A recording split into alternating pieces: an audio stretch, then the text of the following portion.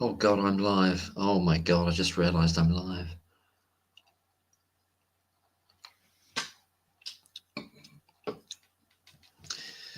This is the last minute impromptu, in the moment sort of thing, and I've gone live. I was just listening to Operation Merlin Falcon. Anyway, I don't know how to start these things because when you start, there's nobody there. So what do you say? Well, it's Saturday night.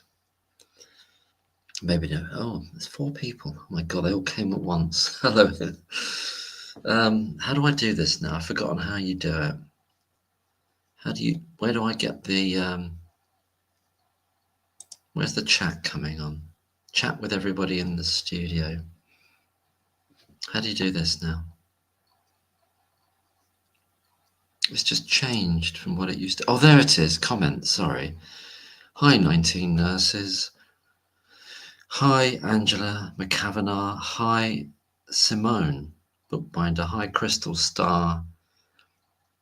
I didn't plan to do this, but I just thought, if anybody wants to come on and talk about how things are going, I might not do this for very long, but how do I do this now? It's been a long time since I did it. How to invite guest? How do I do it again? Invite. Oh yeah, I've got to copy that. I've got to copy this.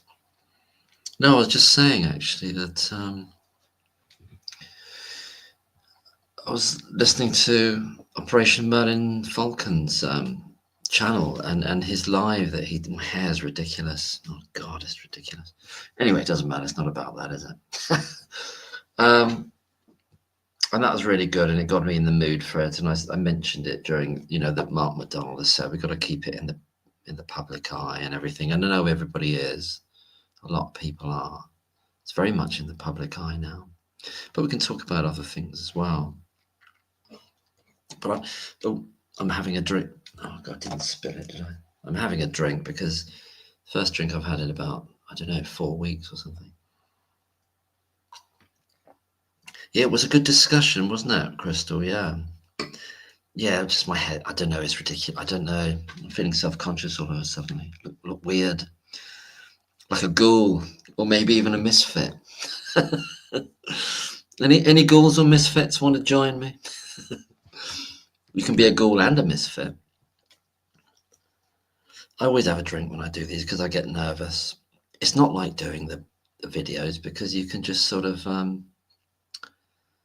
you can just do it and then delete it. I've done that loads of times, but this is live, isn't it? Although I think you can put it on so that I don't know, you can do a different setting so that it's not like, you can decide later whether to allow the world to see it so it can have a go at you, There's not so many trolls these days, although being back on Twitter, there is still quite a few on there, aren't there, really? But I block them all. 19 nurses, just waiting for delivery, then we'll join. The dogs go mad when the door goes. Yeah, understandably. God, that's late for a delivery. I had my shopping delivered from Tesco's tonight, and I got this bottle of from New Zealand, Sauvignon Blanc, just as a treat, But a lot of interesting things were said on. No, I understand, Crystal. Yeah, it's very tasty. I've had this awful headache though today, and sort of palpitations and everything. Should probably go to the doctor, but I don't know what it is. But a lot of interesting things came up on Operation Merlin Falcons, and hi, clean ADNZ Natural Media. Great to see you. Good on you. Yeah. Oh, is it NZ stand for New Zealand then? Is it? This is from Marlborough. I don't know if is that a place in. Hi, Angela. Yeah, I am as well. I am as well most of the time. I like listening to stuff. I mean, I listen to a lot of videos about a lot of different subjects, and Oh, great. Well, great to see you. I don't know whether to call you Clean or ADNZ. So ADNZ, Natural Media. That's brilliant. This wine's brilliant, though. It's lovely. 2023, a good year. Well, although 2023, what was going on then?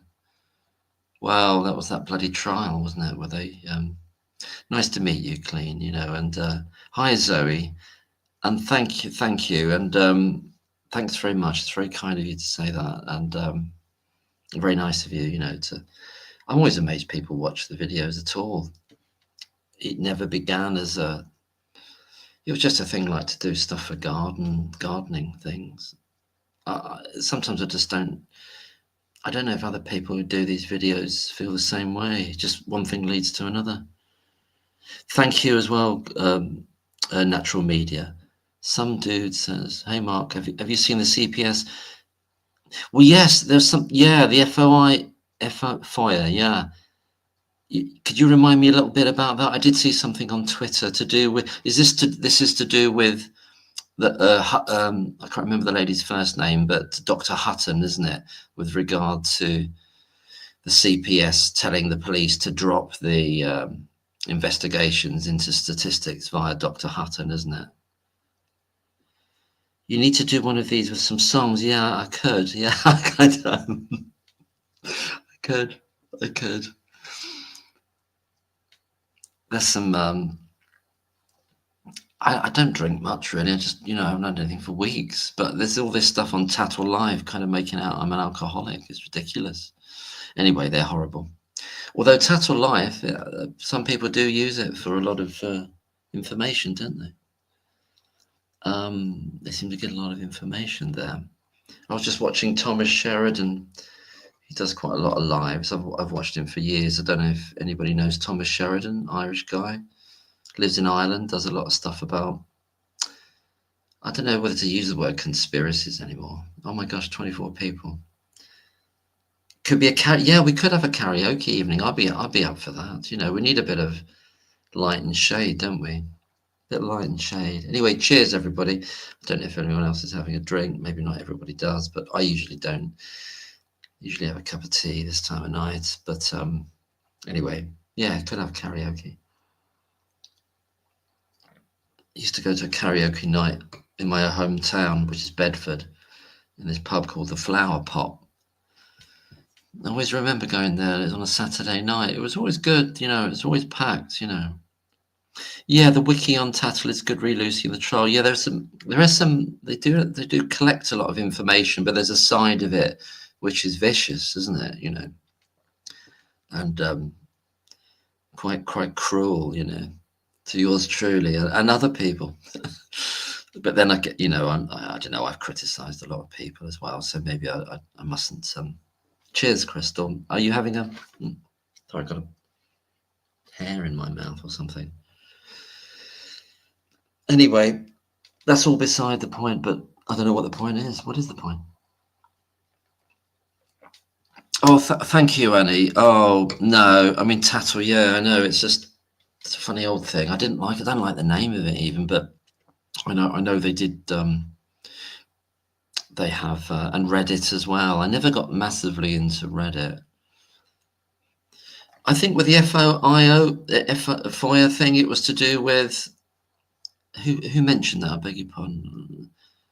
Some dude said about that. Some dude 88 said about it, and I think it was to do with regard to Dr. Hutton and the statistics and the CPS saying drop that line of inquiry to the Cheshire Police. Angela McCavan says, I went out with retired nurses last night, drink free tonight. Oh yes, you need yeah, it's good to have a drink free night after that, isn't it? And thank you and welcome Annie and Crystal and everybody that's there. But if I'll put that old little invite in again. Yeah, the question. I don't know exactly what the question was, but it's on Twitter. 19. It's on Twitter, and I think somebody wasn't happy with the answer and they asked again, I'd have to look. I'd have to look it up. I don't know. But shall I try and look it up now then? Let me try and look it up now. Can I multitask as a bloke? I don't know. I don't think I can. I don't like multitasking. It's hard enough doing one thing. Because I remembered I retweeted it. So I'm on another screen now. So what does it say about it? I might not be able to find it because I retweet millions of things. Where is it? Who did it? It was someone called... Sorry if I'm missing any comments because I'm just scrolling down. That was a brilliant... Oh, Mark McDonald's there doing that interview. He was great outside the court, wasn't he? Oh, sorry, outside the CCRC. He was really good. I can't find it at the moment. Maybe that's what I should... This is why I should prepare, and I don't prepare. I should prepare more. I mean, I don't prepare for this because otherwise I'd never do it. I wouldn't have the nerve to do it. I'd just jump in because it does feel a bit... Oh, there's this thing in the Italian newspaper that's come up. Let me come back to the screen. Sorry, have I missed anything? She put that out herself. It must be different. Yeah. Can I do links? Am I able to do links on here?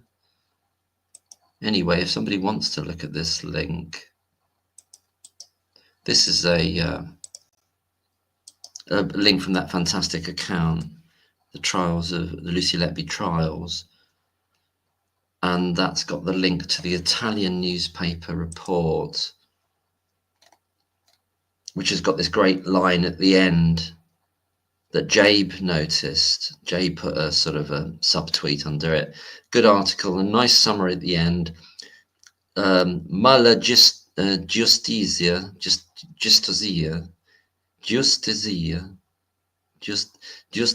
che si angiola alla malansanita. Sorry, that's terrible. I mangled that, didn't I? Bad justice on top of bad healthcare. Mala giustizia che si aggiunge, I don't know how you pronounce that. Alla malasan. I'll put this. This is what Jabe's tweet was, and it's the last line of that. Sorry about the Italian. I mean, ruining the Italian. I love Italian. It's beautiful language. Bad justice on top of bad healthcare. Oh, you lost me. Sorry, I've lost myself. I've lost the thread. What is the thread? It came up in Operation Merlin Falcon's discussion. Oh, do you need the link? Sorry, I'll post it if you need the link. Oh, let me do the link again. I'll do that again. Invite. I've got to do invite. So I copy that. And there we are. What's Simone saying? Sorry, Simone, you're saying if you link it to your live stream goes off screen. So maybe people can look after. Oh, does it? If you link it, if I put a link, it goes off screen. Oh, gosh. Oh, I didn't know that. God, you learn these new things all the time. Yeah, anyway, that thing I quoted there, that was Jabe. Brilliant Jabe, his wonderful channel and fantastic. God's been doing amazing. Hello, good evening, David. And good evening, everybody. 30 people in the house. In the house. Oh, in English, sorry, yeah. The English verb, bad justice on top of bad healthcare. It's a kind of summary line at the end of this Italian paper called the Corriere. I wish I could speak Italian. It's a beautiful language, isn't it? I did work there for a while, many years ago. Oh, if only if you left Clink on the, if you left, hi Robin Hood, saw you in Operation Merlin Falcon's chat just recently.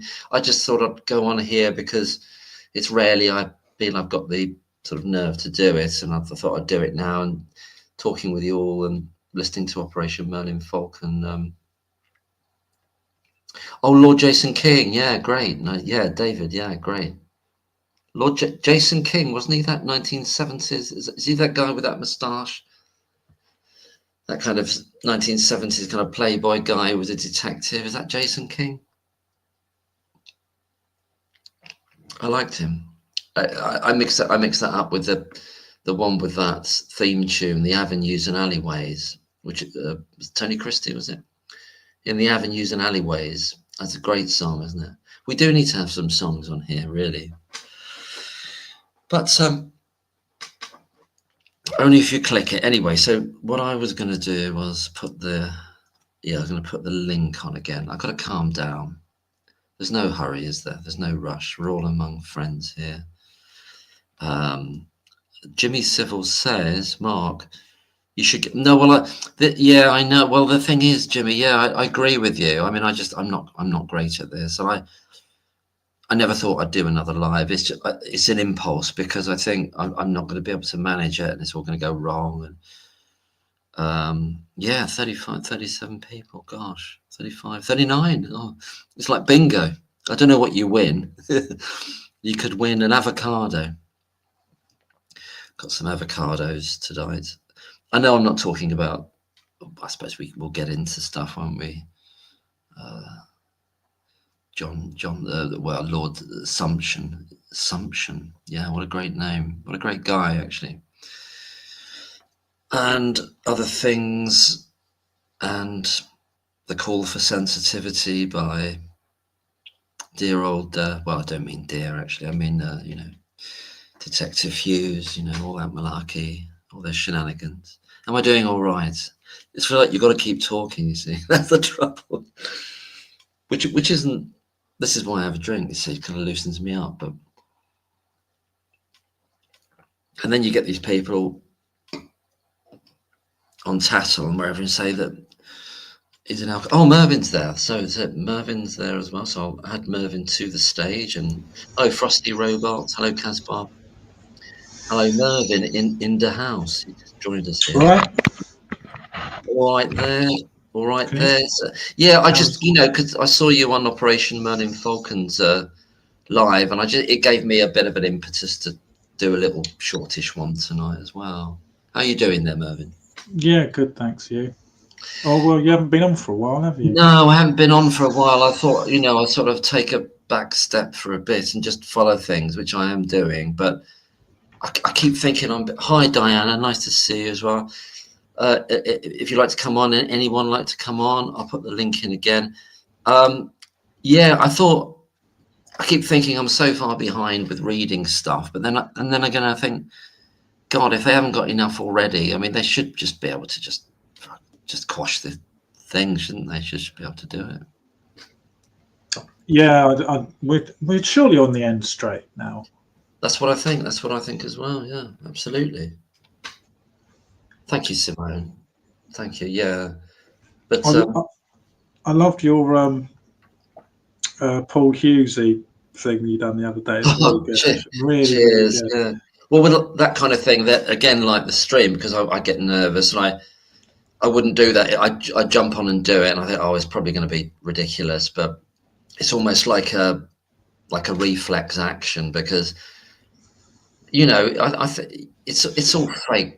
It's all posturing, isn't it, by these people? In my view, anyway, posturing and kind of emotional blackmail, to be honest. Yeah. Did you hear in Liz Hull's podcast, she managed to get a little interview with Mark McDonald, and he basically I did. Yeah. Oh no, I didn't hear it in the podcast. No, sorry. No. Yeah, she went whilst he was given the new announcement. They had invited him onto the podcast a couple of times, and he had declined. So, but she managed to catch him there and have a little sort of street side interview. And, I saw that. Yeah, I did see that. Sorry. Yeah. And he tore her a new one. It was so funny. I was going to mention it on Operation Merlin Falcon's one because he goes like, "You're a brilliant journalist, Liz." Yeah. No, he said no. It was his word, and he said, "You've got your narrative, and you're very good at doing your narrative."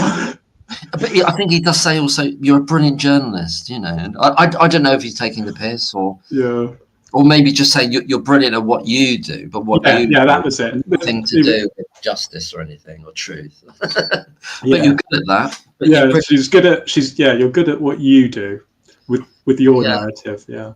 That's right. Hi, Tasha Creates. You can keep up with the chat. Hi, Diana. We have to remember that it took 10 years, Andrew Malkinson. Yeah, I do. That's a really good point, Diana. And it's just, I mean, I know we can't be complacent, but I think what's different about this case, I don't know what Mervyn and everybody in the chat feels, is that it's hit the ground running as soon as the conviction. Well, pretty much. There were like murmurings, and it's grown and grown and grown exponentially. There hasn't been anything like this, I don't think. I mean, I don't know what the sequence of events was with the Birmingham 6. Maybe that took a lot longer, perhaps. I think with this one, there's I'm going to use like an iceberg analogy, where there's been so much going on underground because people have been afraid to speak out publicly, but there've been so many scientists and things, and doctors and statisticians have been working in the background. So that's why I'm talking about like an iceberg. I see what you're saying. Yes, that's true. That's absolutely true. Yeah, that's right. Yeah, because even someone like not Richard Hammond, he's the guy for the Top Gear, isn't he? Dr. Phil Hammond. He was right from the off. Peter Hitchens, obviously, lots of other Professor Richard Gill, Sarita Adams, but so on and so forth. Many other people. Dr. McLachlan, obviously, so many people. Yeah, and Phil Hammond of Private Eye has been on it. Yeah, great. Going on and on great. Keeping on his on the truth. Yeah, the editor, Ian Hislop. Have you ever heard him mention it once on Have I Got News for You? Well, I don't have a telly, so I don't watch is the show I'll tell you. Still on? Well, there have been several series since the trial. Oh, okay. And I'll tell you now, he hasn't. He has no. But he's the editor, so he's obviously, it's with his kind of, I don't know what the relationship is. I'm going to add Edward to the stage now. Edward's here in the house. And welcome everybody. Hi, Edward. And welcome Tasha and everybody. And sorry if I've forgotten any names. So I've added Edward. Are you there, Edward? I'm going to try and relax, and it's all going to go smoothly. So technology. Much like your wine, smooth with an air of fruitiness. Well, what can I say? I'll read the back of the label. Go on, then. What does Tesco's have to say? Wairau Cove. This is from New Zealand. We've got a gentleman from New Zealand in the house. It's crisp and refreshing Sauvignon Blanc with bursts of zesty gooseberry and passion fruit flavours. Ideal with grilled fish. So I haven't got any grilled fish, but don't know if anyone else has.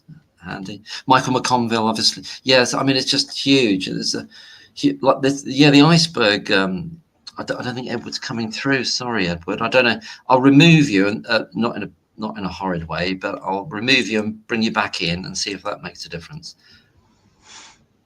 It's not seeming to. So you've got little technical problems there. Yeah, there's 6 spaces, and I can always duck out as well. That give me a chance to drink more. No, Mark, we're all here to listen to you. Oh God, no. I mean, but this is the thing. I mean, it's no pressure. Well, no, the pressure is enormous. But the thing is, it's so massive. It's so massive now. The wealth of, especially the medical stuff. If you're not medical, particularly, how does any one person? You can't carry it all in your head, all of it, can you? It's impossible. Really. No, I mean, the case, everything's the knowledge base that you need on the case is pretty extensive, and when we went up to the demonstration, I really felt like probably like yourself, I'd never been to a protest before. No, I've never been. I don't think I've never been to one. No, I avoid crowds usually. Yeah, I think I'm the same as you. Quite well. I wouldn't say I'm shy, of course, but yeah, I've never been to one before, and it was. And then you're there, and then there's probably actually as many cameramen there filming incidentally, media and stuff. And it was, I was so, I mean, I was nervous enough just from travel, because I'd travelled such a long way, and I was still a bit shaky about directions and if I'd get there, if I'd get there on time, those sort of shakes. And then, I was sort of nervous enough getting there, and then you don't know how it's going to be perceived, if you're going to get heckled or anything, which we didn't. But what I was thinking was, yeah, it's nerve-wracking, but I'm just armed with so much information about the case. There's nobody that can tell me otherwise, Yeah, and it's. I get that. You're armed with the truth. Yes. Well, yeah. It's not. We haven't just woken up that day and just thought, oh, I'll just join in off the back of this. It's not that. It's a long-term thing, and invested a lot of time, a lot of thought, a lot of feeling into it as well, in terms of intuition as well. But looking into the and deferring to actual experts in this matter. Actual scientists, statisticians, etc. So I just want to welcome 19 to the room. Hello, 19. And Edward, I don't know if we're able to reach you at the moment. Hi, 19. Can you hear us? I hear someone. I can hear you. Oh, you're here. Brilliant. Oh, that's great. I'm sorry, Ed. We're not really getting your audio. You may be speaking. I don't know if this is the thing. If Edward can't hear me, I'll write it in the thing. If you guys want to carry on talking, because I've got. Sorry, I have a cold. Oh, that's all right. Oh, I'm sorry. I hope you get over it soon. Sorry, Edward. I can't seem to hear you. Can you hear us? Can you hear us? I don't know whether Edward can hear us. And we got 6 spots on. I mean, that's just what StreamYard does. And anybody else, we could have the full house, and I can always. Hi, Mervyn. Oh yeah. We met, didn't we? Yes, we did. That was me who said I recognise your face. All right. It's strange to be recognised, isn't it, by people, that you don't know. Absolutely awful. In what's it called? The bar we met in afterwards. How those people treated that lady and gentleman. I witnessed some of that. Oh, right, yes. In Weatherspoon. I probably won't say anything about this because I'm a bit concerned about potential ramifications of that day. No, I'm not going to talk about it. I'm not going to talk about it either. Yeah, only because of what happened later. So welcome, Brown Dirt Cowboys, here as well. Anybody else wants to join? I'm interested in your Spanish, Brown Dirt Cowboy. It's really interesting.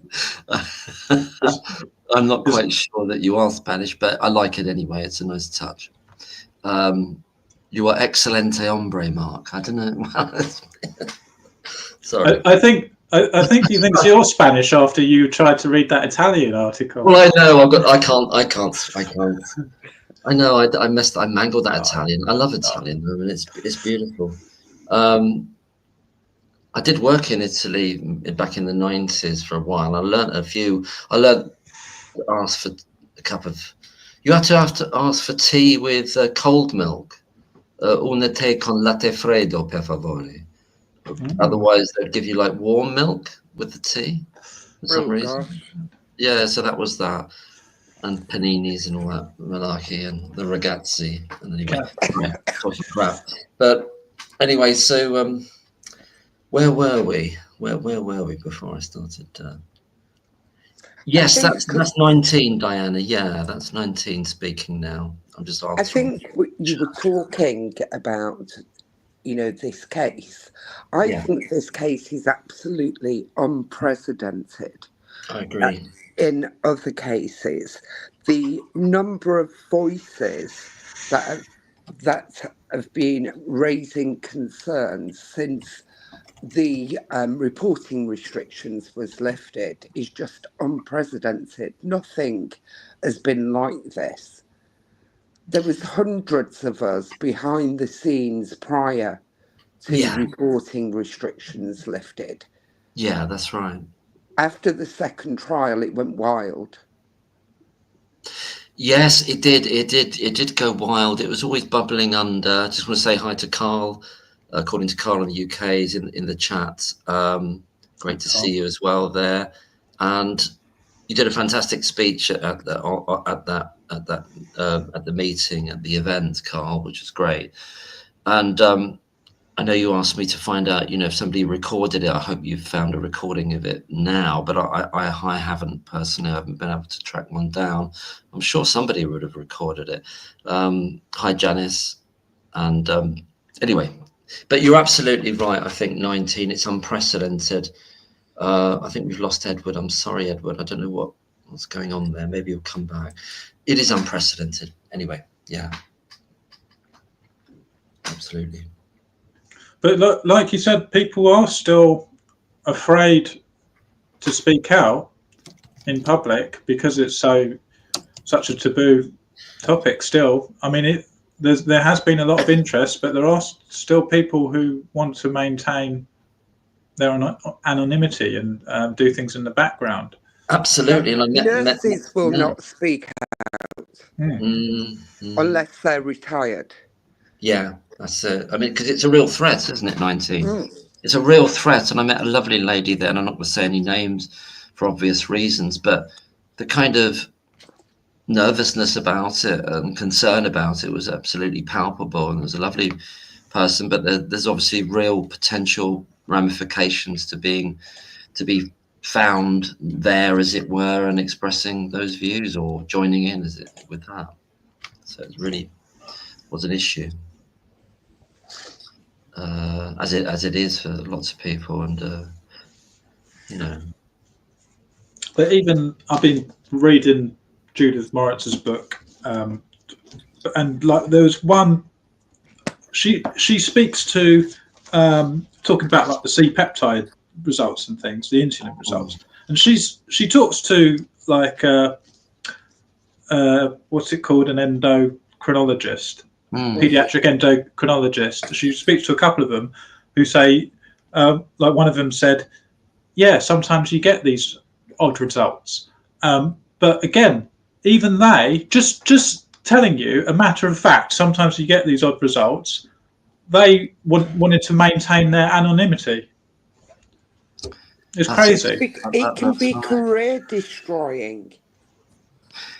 Well, it can be, can't it? Yeah. The narrative, it can be absolutely career destroying. Well, in that Channel 5 documentary, there was that lady, forgive me, I can't remember her name, but she was a doctor based in the Oxford Radcliffe. It was to do with shaken baby syndrome, something like that. And she went out on a limb, as it were, going against the prosecution. And she was reported to the GMC. It took her about 2 years to kind of get her right to practice back. But it ruined her, essentially, didn't it? She was actually an expert witness in a case. Yeah. So she should have had some form of protection. It wasn't that she came out in a newspaper or anything. She gave evidence in court. Yes. I think for the defence. For the defence, precisely. Yeah, exactly. That's what it was. But she was going against the stream, the current understanding, or I don't know what to call it even. She was doing her job, actually. She was being scientific, which is obviously a bad thing if you happen to be on the wrong side science. Yeah. Wrong, yeah, it's the wrong science. Exactly that. Yeah. The wrong science, like the wrong trousers. It's just madness. I'm just going to keep in with the chat. I amor su canal, Mark, tu are mi hero. Thank you, Brenda Cowboy. So I made up for myself there. Robin, how can stating a fact be at risk for their employment? It is crazy. Of course, exactly. It is crazy. It's a culture of fear, isn't it? There's a culture of fear. Across, it must be across the whole. Well, because there's a conviction. Organisation. Yeah. You're going against the judiciary. You're going against everything by stating you feel it's an unsafe conviction. Yeah. And they say, you know, you're bringing your professions in disrepute by doing this. If you work in a hospital trust, you're bringing the hospital trust into disrepute. There's all ways of silencing people. Yes, there absolutely is, isn't it? And you could also induce. You can woof. Sorry. Is that's not Cindy? Is Cindy. No, it's fine. Oh, I wish. Susan, get down, Susan. If Susan Oliver, come on, Susan, if you're out there, and Cindy, we're happy to talk to you about the science. Sorry. Anyway, but sorry, I had to silence myself. Somebody's car alarm was going off. I know that it must be. How do you deal with when the fireworks are going on? Do they get upset as well? Well, then to be honest, my double glazing or triple glazing is really good. Oh, good. But this car alarm must have been extra noisy. Some of them. That's why I didn't jump on till the delivery guy had been. No, it makes sense. It makes sense, absolutely. I think, it's like, no, I was going to say, like, your dogs are the anti-Cindy, but then I've got nothing against Cindy, because I don't think Cindy's done anything wrong. I think Cindy needs sort of help. Whose dog is Cindy? Oh, Susan Oliver, who's, she's always talking about the science. And telling us that Lucy is guilty because of the science, and she's a interesting YouTube personality.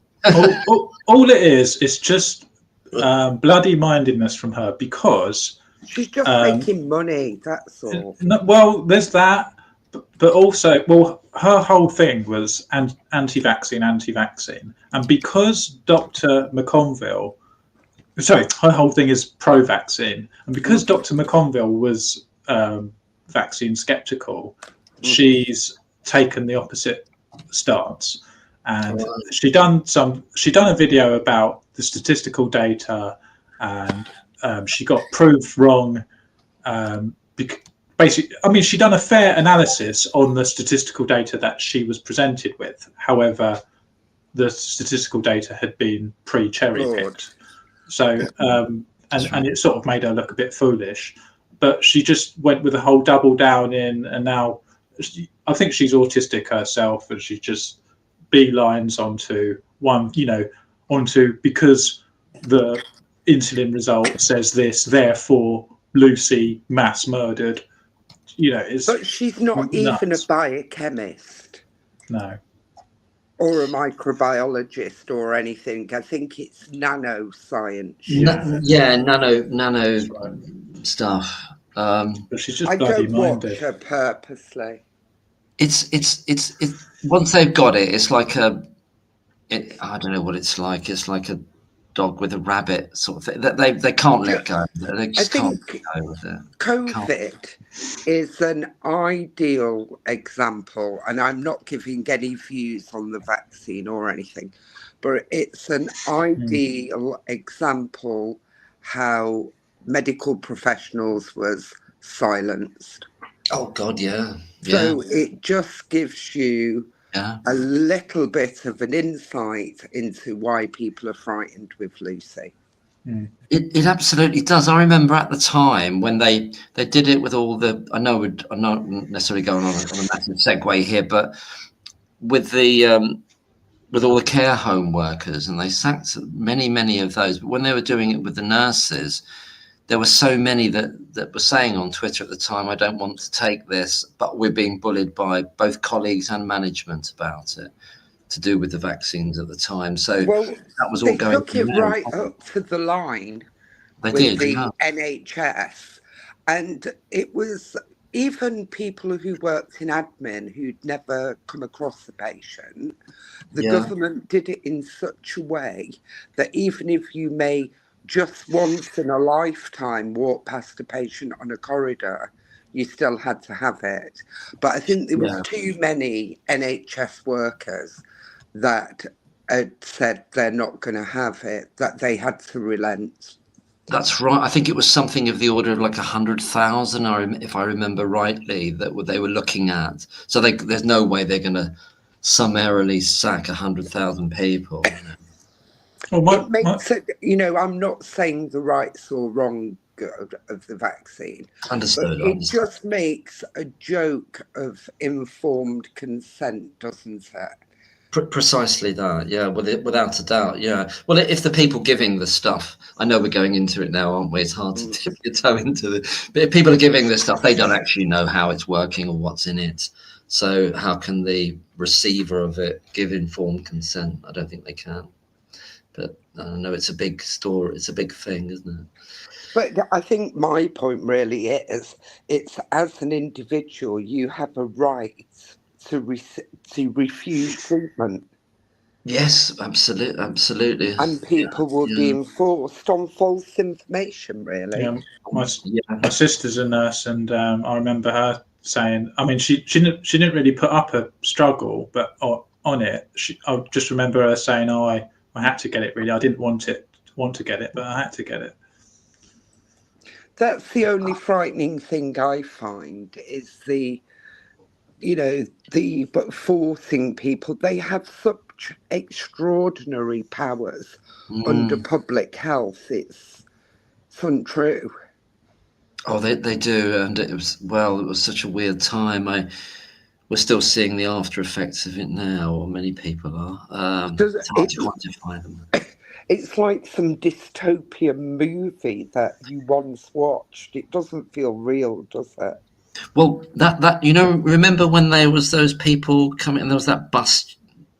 It's up in Leeds. There was that bus, but the bus driver didn't have any have any protective stuff on, and and everyone else is all suited up in the back.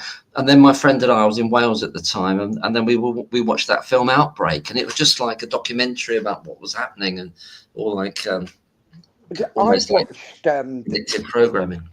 Prior to the pandemic hitting here, I watched the what's it called, the YouTube videos from like Wuhan and it was awful. There was like people laying dead in the streets, and then you see newspaper clips of Italy with them like having space helmets on. Yeah, but what people don't realise is that actually was it was a lot worse where the epicenter of the outbreaks were. So this is how these viruses work. They're very bad at the epicenter, and then by the time it spreads out and passes along, they get weaker and weaker by the time it sort of gets to us. So originally, I think the government probably did do when the government saw all of these dead bodies in China or whatever, it probably was a safe assumption to go lockdown because it was, especially coming from China, because you didn't know how much information, you couldn't really trust the information coming out of them. They actually thought there were reports that the Chinese were even downplaying the numbers, and it was a lot worse than they were saying. So at the epicenter, it really was bad for the Chinese, and also in Italy, it really was bad. But it was just, I don't think they realised that how much it was diffused as it spread. I mean, I'm a total loyal to the foil conspiracy head about it all. So whether it's Italy, whether it's China, I think there was a huge amount of play acting going on, which we really, I was shocked in a way that I didn't see it at the time, when you've got these people falling over and you can see them putting their hands out at the last minute when they're I don't know about that. I think when they report X amount of so many million deaths in China, I really don't think they were lying. No, I don't either. I get worried about these conspiracy theories of crisis actors because, you know, the Manchester bombing did happen. I know people who were in that bombing. So, you know, I get very worried about people who talk about crisis actors. You know, look at what was he called? The guy, something Infowars. Oh, Alex Jones. Alex Jones, yeah. I love And Infowars. saying Sandy Brook didn't happen, or one of them, I can't remember the name. Sandy Hook, yeah. That was the thing he got sued over, didn't he, by the parents, I think, for about $100 million. Be really, really careful. I do believe some conspiracy, in inverted commas, are real. But I think when you start going down the road of crisis actors, when people have mobile phones now, everybody's a citizen journalist. Yeah. You know, that can prove things actually did happen. I know it can go too far, and people can say, well, nothing's ever happening then, and you're into the world of saying nothing's ever happened. I remember seeing I think they've taken it off YouTube now, but this 2 or 3 hour documentary about the Boston Marathon bombing, and that was extraordinary. I came away after watching that thinking that possibly there were crisis actors there, but I can't say I know there were, but it was an extraordinary documentary, really, and the arguments seem very strong. But it's for the individual to decide, or maybe not even decide, but we just don't. There's a lot of stuff we just don't know. I think that's my take on it. Going back to the Letby case, I mean, just remember, they are those who think she's guilty are the conspiracy theorists. We're the ones who are going with Occam's razor. The simplest explanation is the most likely. And so when, you know, I've heard when people call me a conspiracy theorist for thinking she's innocent, that really gets my goat. Yeah, because it's not that's not the so yeah, exactly. What is it? What conspiracy are they saying that you're believing in? What's the the conspiracy of the doctors, I suppose, is it? Or no, the conspiracy that she's innocent. Is that? Oh yeah, but if you say she's innocent, right? Are they saying just take? I think it's the judicial system that being broken, basically. But it's also about the is it not? Are they not saying, just taking the devil's advocate? Are they saying, oh, so you're saying to me, are you? All these doctors got together and they went after this poor innocent nurse, and all these doctors that are great at their job, and they're all doing that all together, and they all agree, and then the police, and then evidence. Yeah, but it's easy because we know so much about it, but other people have got kids, job, they haven't got time to learn about the case. All they know is someone has been convicted twice for multiple murders. That's all they need to know, really. Yes. Hi, Edward. Hi, Ed. Yeah, I agree, Mervyn. Hi, Edward, are you there? Are you hearing us? Can you hear me? Yeah, fantastic. Wow. Oh, brilliant, you've done it. Oh, that's the marvelous. solution was to go onto another iMac that I've got and use Chrome. The Chrome, I never did the Chrome thing, but no, that's great. I hate Chromebook. Yeah, I know. No, it's not Chromebook. It's just the Chrome browser. I'm using an iMac computer here. Oh, fantastic! Oh, that's fantastic. So, obviously met yourself, Edward, at the. Do you say you go by Eddie more than Edward? Is that right? Yeah. Eddie, sorry, Eddie. Then at the in Liverpool. God, when was it? This seems quite a long time ago now, doesn't it? It does. Yeah, I chatted to Mervyn for a minute. Asked him about the American guy. Operation Merlin Falcon. Yeah, Operation Merlin. Well, he was on again earlier. He's back on the case. Oh gosh, that's good. Yeah, it is good, isn't he? He's got a great kind of. I love him. Yeah, kind of great kind of not police kind of mind, the proper detective kind of. Well, mind. He is a detective. He was a detective. He was. Yeah. But Just he's going deleted back. all his videos, hasn't he? No, yeah, but he's back, and he's. If you look on his channel, he's done a few live streams, and there's a couple there. Just Yeah, going no, I've back seen to one or what two of them. Yeah. Mervyn was saying, what I find really hard with this case is that professionals, whether they're healthcare professionals, doctors, nurses, scientists, lawyers, it's not acceptable that they're not allowed to openly discuss concerns about this case. I agree. You know, you should be, that's how changes come about, by having an open and professional discussion. But I'm sure a lot of it is self-imposed, though. People who are just afraid to. Well, if you look at recent events of people ending up in jail or arrested for putting posts on private WhatsApp groups. Oh, on Facebook. yeah. Oh, You know, it goes beyond career destroying, doesn't it? Yeah. Are you referring there to that couple who had like 6 officers come around? Oh, that was extraordinary. That was crazy. Crazy town. Absolutely mad. Just for saying, oh, we're a bit worried about the new person, headmaster or whatever. The headmaster at the primary school. Oh, it's just like full on Stasi, isn't it? Well, you're not allowed to have thoughts now, are you? No, you can't. You can't pray silently either. But I mean, I know not everybody might agree with that, but I think you should be able to pray silently in your head. Don't think that's too much of a. Well, I've mentioned it before, and I still don't understand the sentencing of.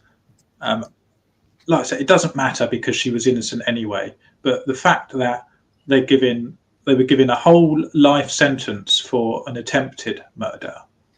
To me, it just screams of like weirdness, especially when you're talking about equate to murder, doesn't it? Yeah, but also when you are talking about gestation periods of, not much more than abortion, but no, I'm not saying it's okay, but I'm just the sentencing I just felt was very extreme. Of course, it doesn't matter because she was innocent, but that's because who's that for? Sorry, Mervyn. Lucy. Yeah, but like I say, they gave a whole life. They're giving whole life sentences for attempted murder, and I just think it's because she's in a public office.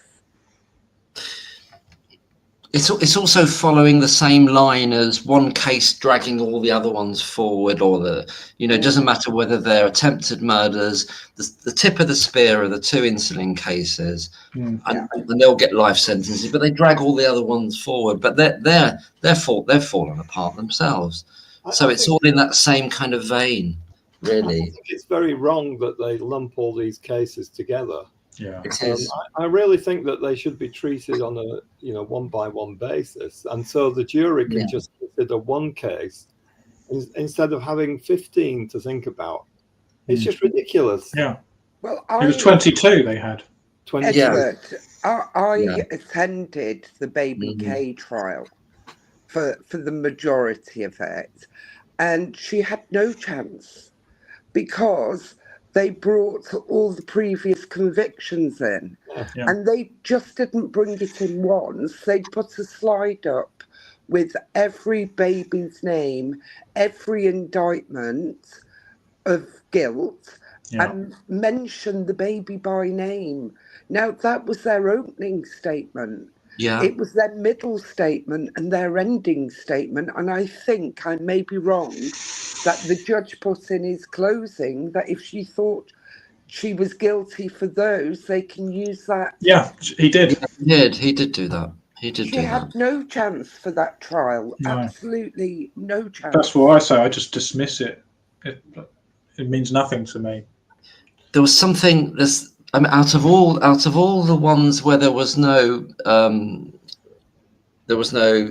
agreement by the jury, they had to choose that one because of Jayaram, I think. because it was the one where there's an alleged witness, quote unquote witness to it, even though I think it wasn't. She wasn't even in the room, I don't think. But they had to choose that one, almost like a bit of a show trial, as another nail in the coffin. I think that is so cynical. It was as cynical as that. Well, why is it that in some cases, apart from Lucy Letby, in some cases you can be in a trial and your previous convictions are not mentioned? I think they recently changed it. Yeah, you're correct. They did change it a I little. think it's if they can prove there's a link, and it could affect the trial you're in. The link could prove that you have guilt within this trial. They can bring it, I think. Yeah, they kind of had it. He had it both ways, Goss, because he was also saying to them, "You mustn't consider anything else that's being written about this. You just got to look at the information you've heard, but also consider." So he was having his cake and eating it. Really. Look how long the jury were out. For the retrial, sorry, 19. Yeah, for the retrial. He sent them out at 12 midday. So they normally have an hour's lunch break. So if they went out at 12, went for lunch till 1, they didn't even have time to open them bloody iPads. They were back at 3. I think they did one round of votes and that was it. And there's something else about Baby K, and it's tragic and everything, terrible, but it was originally a murder charge, wasn't it? And they dropped that. It was the 8th murder charge. They had to. Yeah, they had to drop it, but it's almost as though they've chosen that to say, well, and almost giving it. There's some kind of through line here in which the jury say, well, we couldn't get her for murder for that, so we'll get their next best thing, and we've got to do right by the parents. So there's all that going on in the background, I think, that kind of pressure. I don't like talking about the individual cases because of the parents. I prefer to talk about the case as a whole. Yeah, I understand that. I understand that, but they did choose it, didn't they? Somebody made that decision, I think, for a very cynical reason, Oh, I agree with you. And like you said, J-Ram was the supposed witness to what? To her doing nothing. If it was even her, all the timelines were wrong. They're all wrong. Yeah. And the other nurse who worked with her, without mentioning names, looks very similar to her. Yes, you've got that element, and you got the element of time. There's years, but this is like years ago, and the idea that a runaway train. When we was talking about like conspiracies earlier, I don't believe the consultant sat down and said, "We've got to pin it on Lucy because we can't look like it's us." I think it just became a one mention to one. Oh, Lucy was there last night. Then somebody else said, "Oh, yeah, she was there for mine." They were trying to pin it on her from Baby D.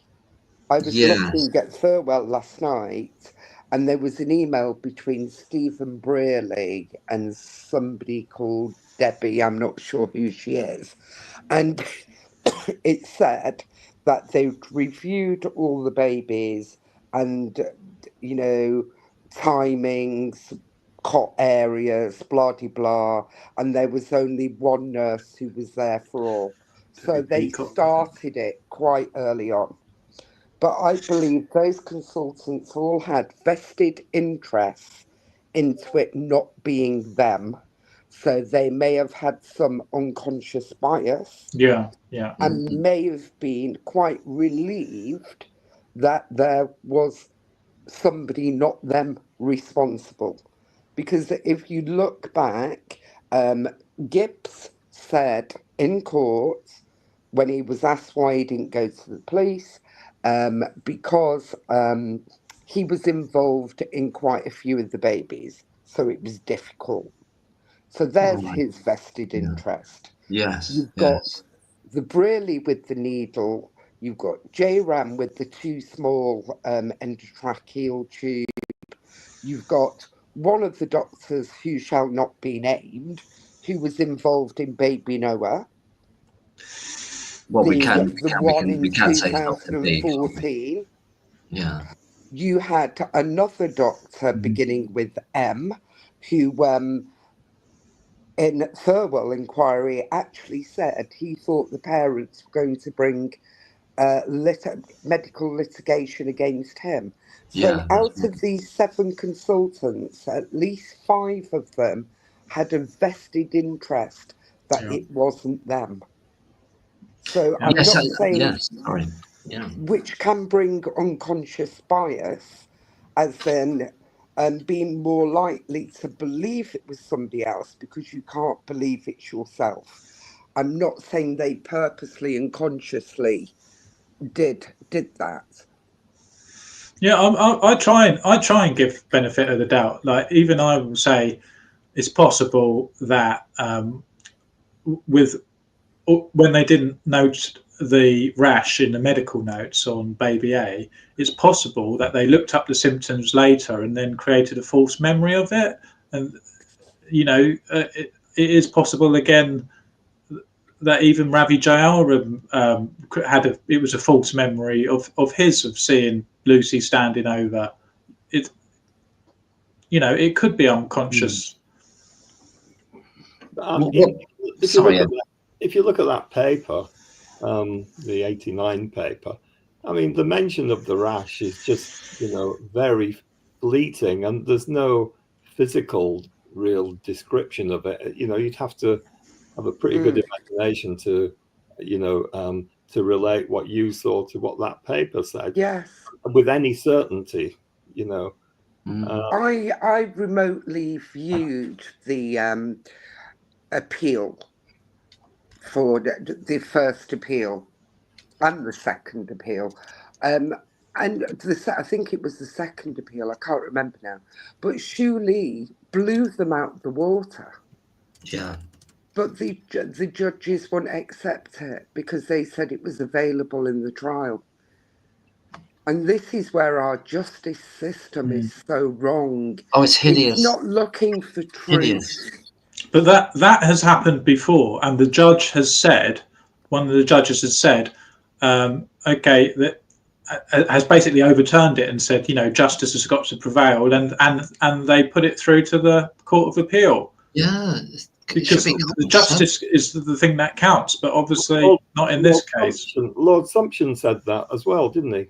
Yeah, he did. It's a process is taking precedent over justice, isn't it? That's what's happening. Yeah. But they've made a case law, that Dewey Evans's diagnosis of air embolism is now case law, and it's rubbish. Oh, wow. Yeah, well, that's because it's within the appeal document that they've accepted, so it becomes case law. It's as though Southall and Meadow has become case law and wasn't overturned. That's the level of gravity of it, or grievousness of it, really. That it's there to be.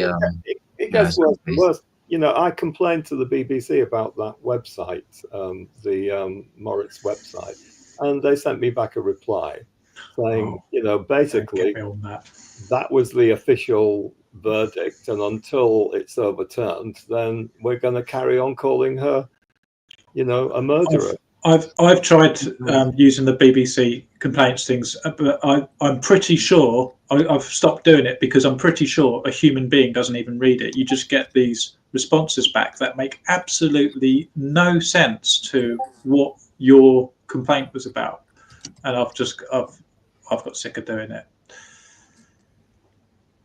Absolutely. Diana says here in the chat, Baby K meant also 8 months of shutting up of voices in the press. It did to put a chill on that, didn't it? That's another purpose of it, perhaps. Yeah, and Paul Hughes has been saying, what did he say the other day? That there's still a live investigation going on. Oh, that's a threat. So the only thing I can say to people is, do not mention Liverpool Women's. Do not mention the manslaughter. If you keep to the trial that has already gone, you should be fine.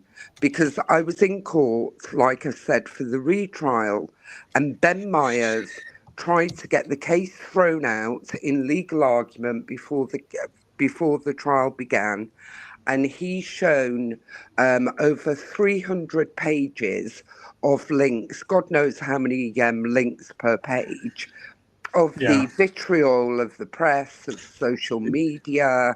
He even mentioned Rachel Aviv in it. And the judge ruled that the case could go ahead because, Johnson just argued that they were only talking about the trial. So I think as long as we keep to the trial, we should be safe, because yet again there'll be case law because of the judge's ruling. Yeah, but if we don't know what they're investigating, how can we not talk about it? Because they haven't really said. Like, especially when they said we're arresting. It's in common law, Mervyn. It states that anything that is published or blah de blah that could impede the person to a fair trial. Right. So it's supposed to protect the accused, basically. And Victoria Prentice put a press statement out when what's he called, the one who's just been I've got a picture of him in my mind, the one who's just been arrested for R-ing, Russell Brand. Oh, Russell Brand, yeah. And it was Victoria Prentice, the last government, who was the Minister of Justice, put a press statement out when, after the Channel 4 documentary, basically saying about the common law for the press to be mindful that anything they publish. And that's what Paul used his ending statements when he says the bit about, remember, there's an ongoing investigation, every publication, every voice. He's threatening people with this common law. That's why it's best not to talk about the ongoing things, just the things that have gone. Sorry, go ahead. Sorry. But it's difficult when you don't know what is ongoing, because what he said was we're looking at what was it, manslaughter? What kind of manslaughter was it again? The gross negligence manslaughter. But they didn't tell us. They didn't indicate whether it was hospital execs or consultants, and so they didn't really. They made an announcement without making an announcement. Yeah, that's deliberate, isn't it? It's as wide as they want it to be. Again, was on the eve of Mark MacDonald doing something. Yeah. But I just think I'd play it safe, only talk about the past rather than future things that the police are looking into. I don't think they're ever going to go after individual people like us or people on YouTube. It's all about the press as a whole. I think Who knows, Mark? Who knows these days? That's true. I mean, it's true. They might, but I don't think they'd want the publicity of a kind of a trial about that, or a charge about it, because it could open up a can of worms for them, really. I actually sit and wonder, in their own private thoughts, do they actually think, my God, did we get it wrong? Absolutely, I believe they do. I believe that. I think that's where we are now. That's where we are now. Listen, about even the prosecutor, right? I know it's his job to do it. Nick Johnson at the time, of course, it's his job to say this, to say that. But being a prosecutor, not everyone that they come across, they know. not everyone is going to be is going to be guilty. So they must know them. Yeah, they want to win. They want to win. But when he won, he must have sort of had a sinking feeling of going, "Uh-oh, what have I done?" Yes, quite possibly. I mean, it's all about him. I mean, this is a hideous thing to think now, really, but it's almost depends on what their goals are, aren't they? Because people become desensitized to the reality of what's happening. And I'm not saying this is true for him, but some people it'll just be for the win at any cost. They're terrified of embarrassment. That's the appalling thing about it, that it's embarrassment for them, and it's an embarrassment for the whole system. But it's got a monetary aspect to it, and it will reveal the system to be absolutely a basket case, which it is. How many million has been spent on this? Yeah. We 30 million more, including Thirlwall. No, you're going up to about 150 million. Yeah. Oh, is it really? Yeah, right. Thirlwall paid for all the family's barristers. Yeah, well, yeah, okay. Well, we're into hundreds of work is that? And how much more have we got to go? Well, I think we're only at the beginning. Yeah, I'm just saying that court case would have been 100 million. But you've got to look at the police investigation for 6 years as well. Yeah, that was said to be like in the tens of millions. They actually built a separate building that they were working from, a house. They had a separate thing built. I reckon the total cost of this by the end will end up about 200 million. How many more neonatal nurses could they have bought for that across the country? Yeah, that's what they're trying to protect. But is the bigger story that they're trying to protect a kind of a mass realization that there are problems in neonatology across the whole country, and kind of potentially billions? Massive maternity scandal, massive. Yeah, and why the general public are not more vocal about this, I don't understand. We should be lobbying Parliament about this. My observation seems to be that the public don't seem to know or don't seem to be aware of this case as much as we are. No. I mean, right. Today I walked around Neath with my T-shirt.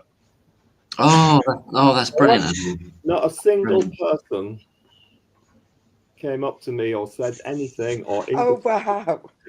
And every time I've spoken to people about it, it's as though they vaguely heard about this in the past, but they're not really following what's going on at the moment. And I think unless there's a massive public outcry, I don't think that the justice system is going to really admit to making a big fault. I think it's just going to try and dig in as much as possible. I think that's why, what's he called? Mark MacDonald is trying to keep it in the public arena. Yeah. So that pressure is applied. Yes. I think also there's a danger of us using the word they and them as if there's this smoky room full of people who are conspiring to keep her in. Whereas actually, it's just there's a system there. Everyone's doing their job, but it's just not working. Well, 19 nurses wrote. I'm not sure if you've seen it in the press. We did an open letter to Keir Starmer, which was then sent on to the Minister of Justice.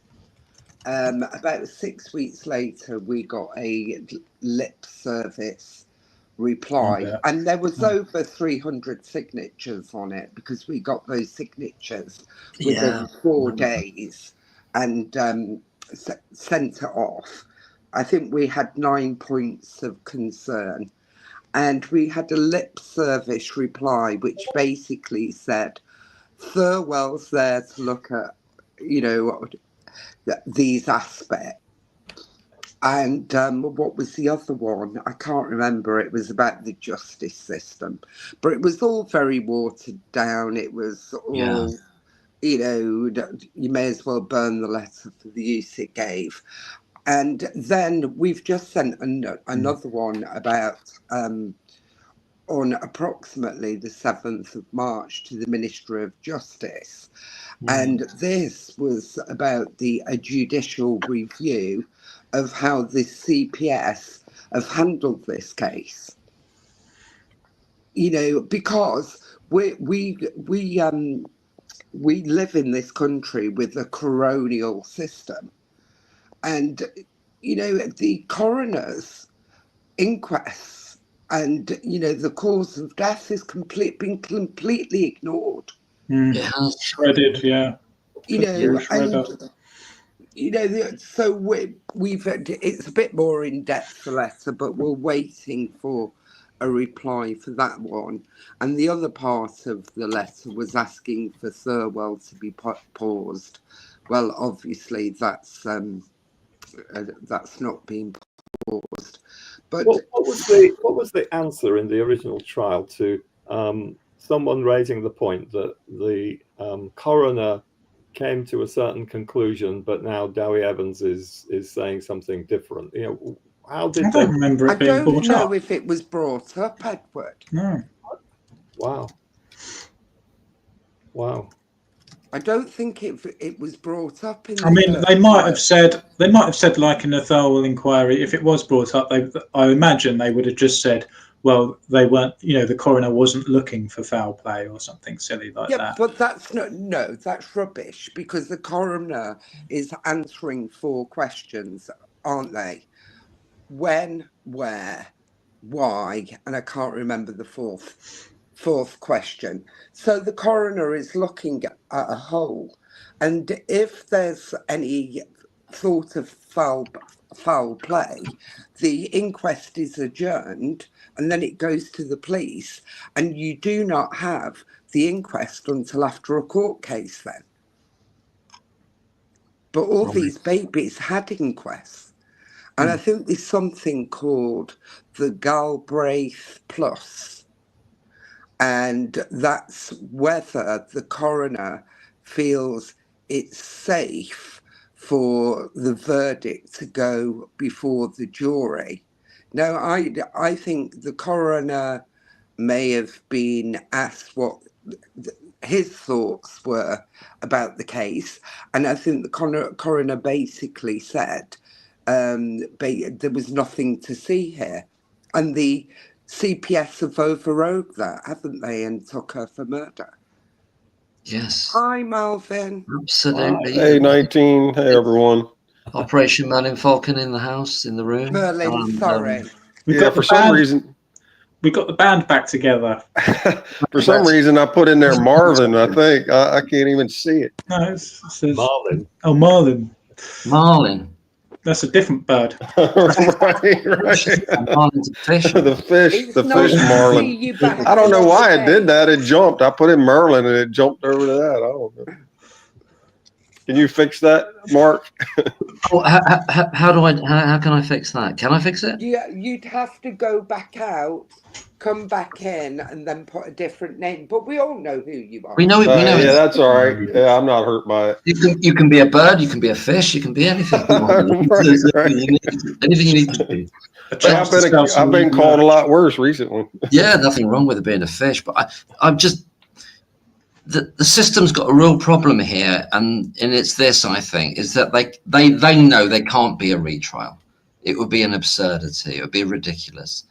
And they also realise that the idea of quashing the verdicts will make the system look so absurd as well. Yeah. But obviously one of the two has got to happen. But they see it. I know I'm saying they, but the powers that be do see it as they're losing either way. That's the way they're looking at it. Just so that you're all aware, Colin Norris, who was a nurse who was convicted of killing, I think, 4 elderly people in 2006, 2007, his appeal is up on the 6th of May. Yeah, for coming up 4 in May. weeks. That's interesting. Yeah. So Fascinating. something to look out for. Yeah. Can you? The problem Sorry. the problem with quashing it is, you know, you're gonna consider how many people are you going to upset, and if the public are not ready for that, and as I was saying earlier, I suspect that they're not. And when I do talk to people, all they seem to remember is the original case, and not anything that's happened since. I don't know how many people read the newspapers nowadays. You know, obviously the Times, Telegraph, and things have had some interesting articles, but I don't know how many people actually read these newspapers nowadays. So if the public suddenly discovered that this killer nurse was, you know, was being quashed and they weren't expecting it, then there might be a bit of an outcry. I think initially, once it goes to the Court of Appeal, I think initially, if they find in her favour, they have to quash it. Then there's a discussion with the CPS if there's going to be a retrial or not. Because remember Andy Malkinson, his was squashed, no retrial, no nothing. Yeah. But I think plumbing for a retrial is saying that malfeasance may have occurred, where we're saying nothing happened here. So we should not be plumping for a retrial. But I think the public will want one, and maybe Lucy herself will want one. And the parents, it's the idea of it being quashed is you need to then say to the world at large the reason for quashing it, and it's not that that crimes happen but we didn't have enough evidence. It's not that. It's that no crimes happened. That's an extraordinary statement to make now. I'm afraid that they're going to try and do something on a technicality, and I'm going to be so unhappy if there's anything other than full exoneration and full quashing. Oh yeah. If they try something else, I'm not going to be happy at all. I mean, I'm just going back to what I was saying about the idea of the retrial is that you've got to get a prosecution and you've got to find some expert witnesses from somewhere. They're not going to bring Evans out. So who have they got? Well, the defence will get from all over the world now. Exactly. It would be like some local football team playing Brazil. You know, it'd be ridiculous. Well, I think once the CCRC does refer it back to the Court of Appeal, then it will be in the news again. It will be, you know, all the discussions will be mainstream. So maybe it could be accepted then if once it blows up then. Before the appeal. What's your feelings on that, Merlin, about how they can manage it going forward in terms of the general view of this now? You know, you've got a situation, you've got a serial killer, and now suddenly, not only is she not a serial killer, there were no murders at all. How do you manage that? Yeah, one extreme to the other. Yeah. Mark, I feel like that they're taking a big risk going back into court. I really do. I agree with 19 on that. Going back and trying to a retrial or anything like that's going to offer them a lot of embarrassment, in my opinion. I think it's going to be tough to do, and they're going to run a big risk. And I've often said, even these latest smoke and mirror techniques that they're using to try to quell public opinion.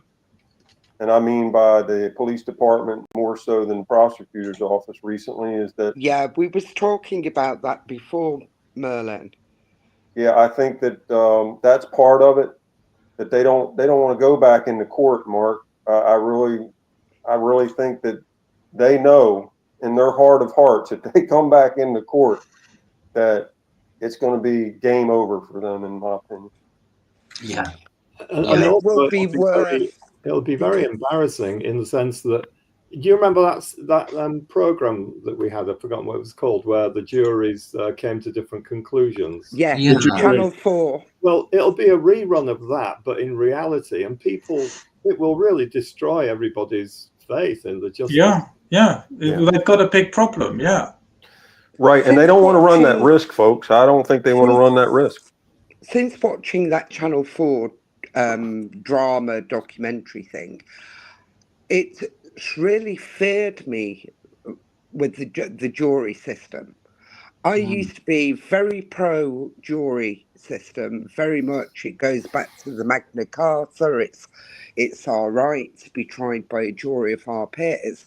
But watching that, they weren't looking at the evidence that was presented.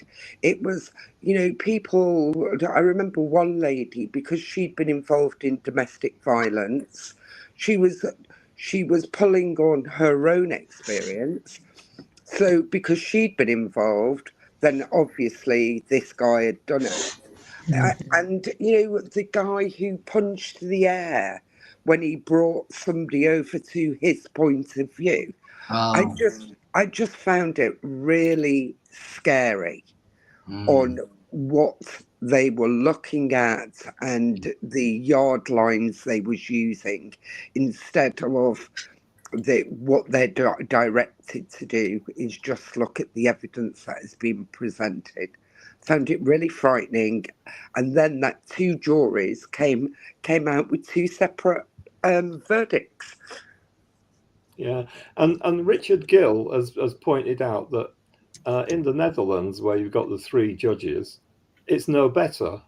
The judges can be just as influenced. So basically, present that evidence to these people in a way that, I don't know, might affect them emotionally as well, although judges are supposed to be immune to that. Yeah. But they're not, they're all human. And so, what's the best system, I think one country has like professional jurors. They're actually paid. Spain, I think. Is it? And they go on courses and things like that. People are just dragged off the street for this, aren't they? Well, someone was telling me that in Spain, especially for medical cases, they get special medical. I don't know. I'm not entirely sure of the system, but basically it's different from here, and they deal with complex cases differently with specialists, but it's not a normal jury system. I think there's a big problem even bringing it before trial. How can you have accusers of a crime investigating for the police in the hospitals? Those doctors were doing the police investigation, finding the cases. The same with Liverpool Women's, and I can only say that because the doctor was investigating the cases, which Lucy was there for. Again, they gave a statement in Thurwell. So how can accusers of a crime be actively involved in the police investigation? Number one, Yes. It frightens me. What's your thoughts, Merlin? Yeah, absolutely. We've talked about this before. I know Mark and I and Mervyn and I have talked about this on many occasions as well. How, in my opinion, based on experience, I've never seen where the police department used complainants to go in and gather evidence in a case, using them as a surrogate or a agent for the state, is what we would call it over here, to obtain evidence. I've just never seen that happen, and I don't know. Maybe it's because I'm not familiar with the way UK does things in the police realm, but I just found that odd that happened that way, without some sort of subpoena or some sort of search warrant. And then, if I would have handled the case, folks, you've heard me say this many times, I wouldn't have handled it that way. I would have set those two to the side for a bit and worked the case outside of, you've heard me say this many times, you got to steer away from the investigative paradigm, and that's where they've developed a suspect early on, and then they circle the evidence around the suspect, Yes. and it's just something you're not supposed to do it, and it should have been nipped in the bud earlier on. And if you heard me talk about this evening on the live that I did, I touched base on that, and Mark and I and Mervyn talked about that. I think there was a split in the Cheshire Police Department, and I think it ended up where the chief, they tried to sack him. He ended up getting suspended around that same time the Lucy Letby case was invented, in my opinion. Right, yeah. I didn't know the original investigating officer on the case was suspended. I know there was a different one. Well, he wasn't. I don't think he was the lead investigator. He was the big boss. He was the chief. Constable, yeah, chief constable. Yeah, the chief constable. The head of the department. I'm assuming, if it's the same as what's over here. Yeah, chief constable of Cheshire Police. He was. And it looks like it was an inside job they tried to do on him, and he weathered the storm in the end. It looked like he was able to retire, and I don't know all the ins and outs of that. We talked a little bit about it, and I studied it this week, and I've looked at it before. But it was several complaints all came in at one time around 2017, and August is when he was suspended. And we all know when the inception or the invention of the Lucy Letby case, what I call it. Yeah, right before that time frame. And I think he wasn't having it, and he probably voiced his opinion, and people took offense to it. If you read what they claim he was doing, as far as what I think they said, he was red-faced, he would get loud, and they were offended by that. And yeah, my God, if I had to count every time I got hollered at or seen somebody get hollered at while I was on the job or in the military, I'd be a millionaire, probably a billionaire. Yeah. Yeah. I think the Royal Statistical Society brought out a paper, and I think it was prior to the case coming to court, and it was about not using the institution that is accusing the person of murder or harm, investigating their own case, basically. So this was actually brought up before the case. And if you look at every nurse who is in prison at the moment for murder, it was always the institution, the hospitals themselves, that did the initial investigation. Now, one of the nurses from 19 Nurses has said quite clearly, we should be like the accident investigators. There should be a team of specialist people that go in. Yes. And everybody should be persons of interest. Yeah. Not just one person, everybody. And why weren't them consultants persons of interest? There was contamination of the evidence, the chain of evidence, by them being allowed to go through the case notes for the police. Now, I'm not saying they did anything to them, but it's contaminated that chain of evidence. Interesting. Right. Right, 19, to have the police department use the two complainants, what we call complainants, when you come into the police station and you file a criminal complaint against someone, it's almost like, like I've said before, a domestic case. You have the complainant in a domestic case, and you take everything from the alleged victim, and you don't, because sometimes, folks, it happens where it's not a clear or real case. And I hate to use that as an example, but it happens in assault cases. It happens in all different types of cases. I used a domestic one just as a reference, just because it's off the top of my head. But it happens in several different cases where they're just not, it's not true. And you gotta look at both sides, especially if you go to a case where there's an assault, and especially in domestic cases over here, if both persons, the way it was back in the day, if both persons have visible signs of physical injury, guess what? They're both getting locked up and they're both going to jail for the night, at least. And that's just the way it was. I don't know if it's still like that, but here's the thing.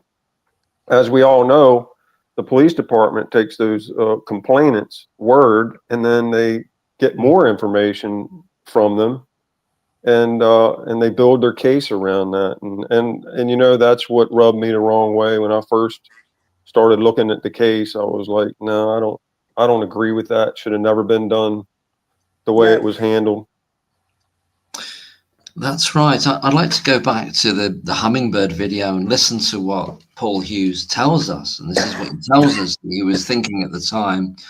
And he says to us, he says, when I got there, I knew they were looking at someone. And he said it was a hard decision. It's a hard question not to answer why I didn't arrest her straight away. And this is before he's even allegedly met Dewey Evans.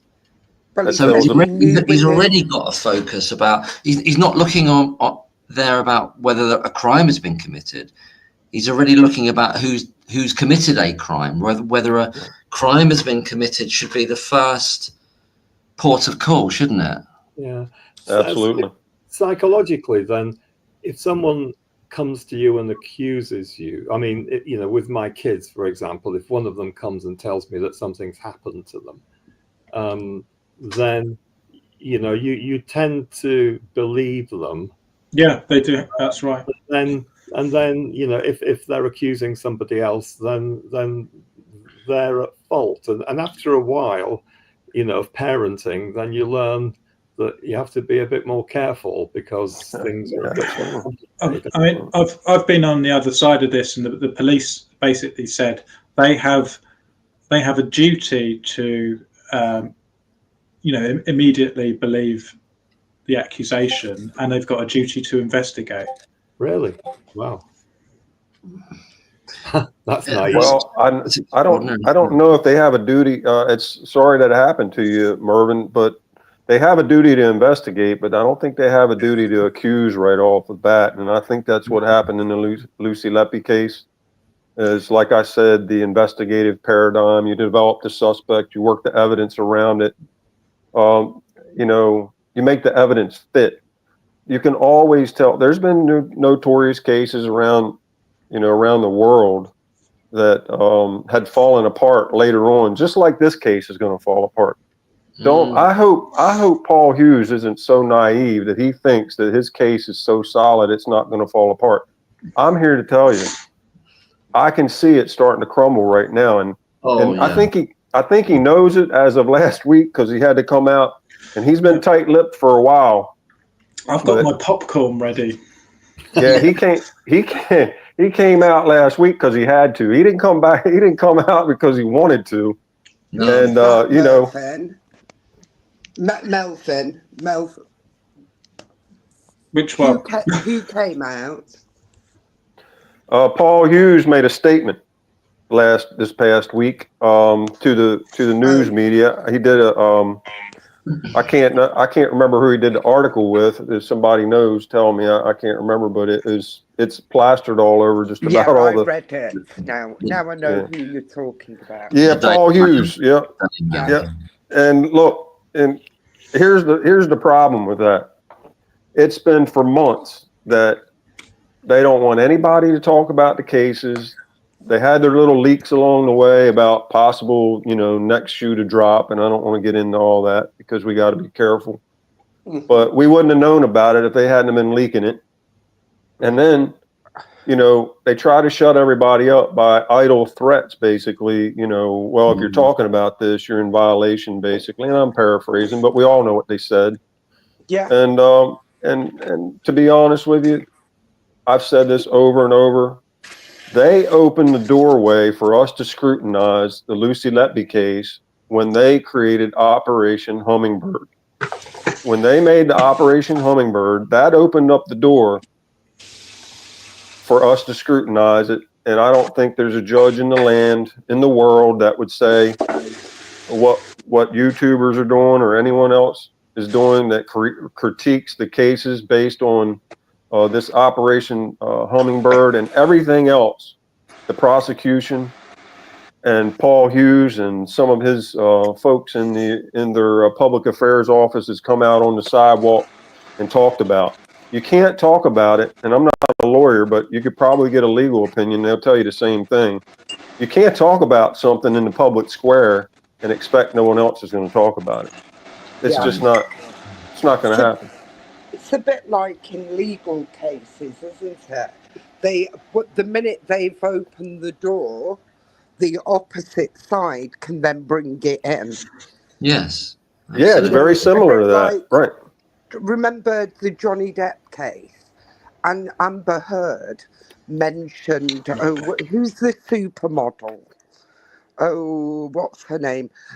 Anyway, mentioned a supermodel who Johnny Depp was going out with like 10, 20 years ago, and she fell down some steps, and Amber Heard was insinuating that Johnny Depp had beat her up.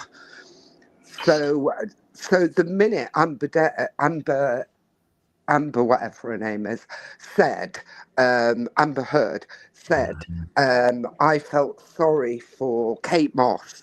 Kate Moss, right? Yeah, what's her name? Johnny Depp's team was like shaking hands because they could then bring Kate Moss as a witness. Right. Who completely demolished what Amber Heard had said. You know, she fell down the stairs because they were wet, and Johnny Depp actually picked her up and helped her. But I think, like you're saying, Mervyn, that the minute that door's open, they've opened the door, and people are then allowed to comment. Yeah. Well, I see some comments here about Mark with Julie talking about Peter Hitchen headline about police acting as an agent for the state. Well, basically the police and the prosecution, that's what they are.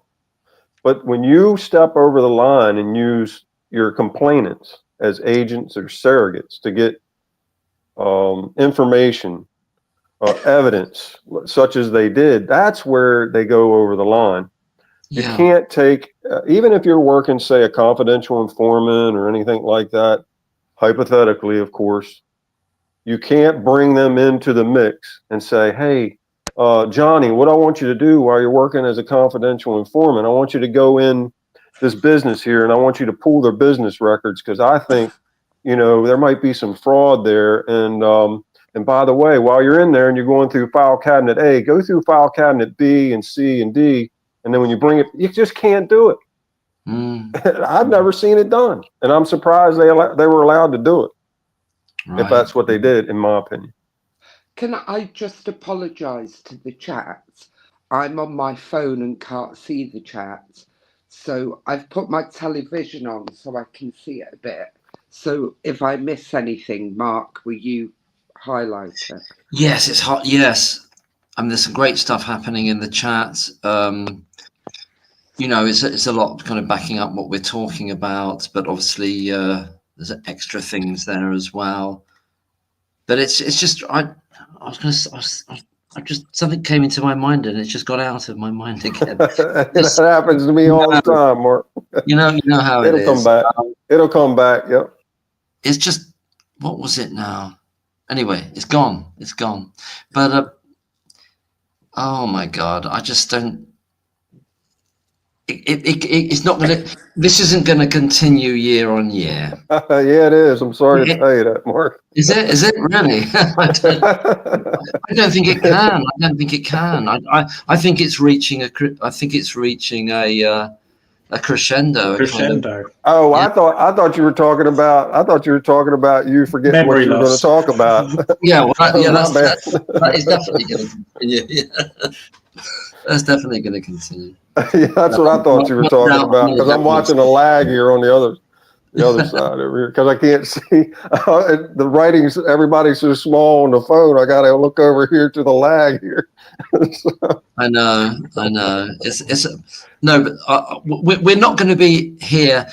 I tell you, this is extraordinary. This time last year, what was that, like April? Oh, thank you. Whoever did that, I can see better now. Who blew that up? I don't know. I didn't do it. 19 nurses left, so it's. All right. Oh, So wow. I need to get 19 back. She'll come back. Yeah, let's hope she comes back. I need to add 19. We're not going to be in Kansas like we are now. We weren't in Kansas last time, but we're not going to be in Kansas this time next year. We're not going to be where we are now next year. We're not.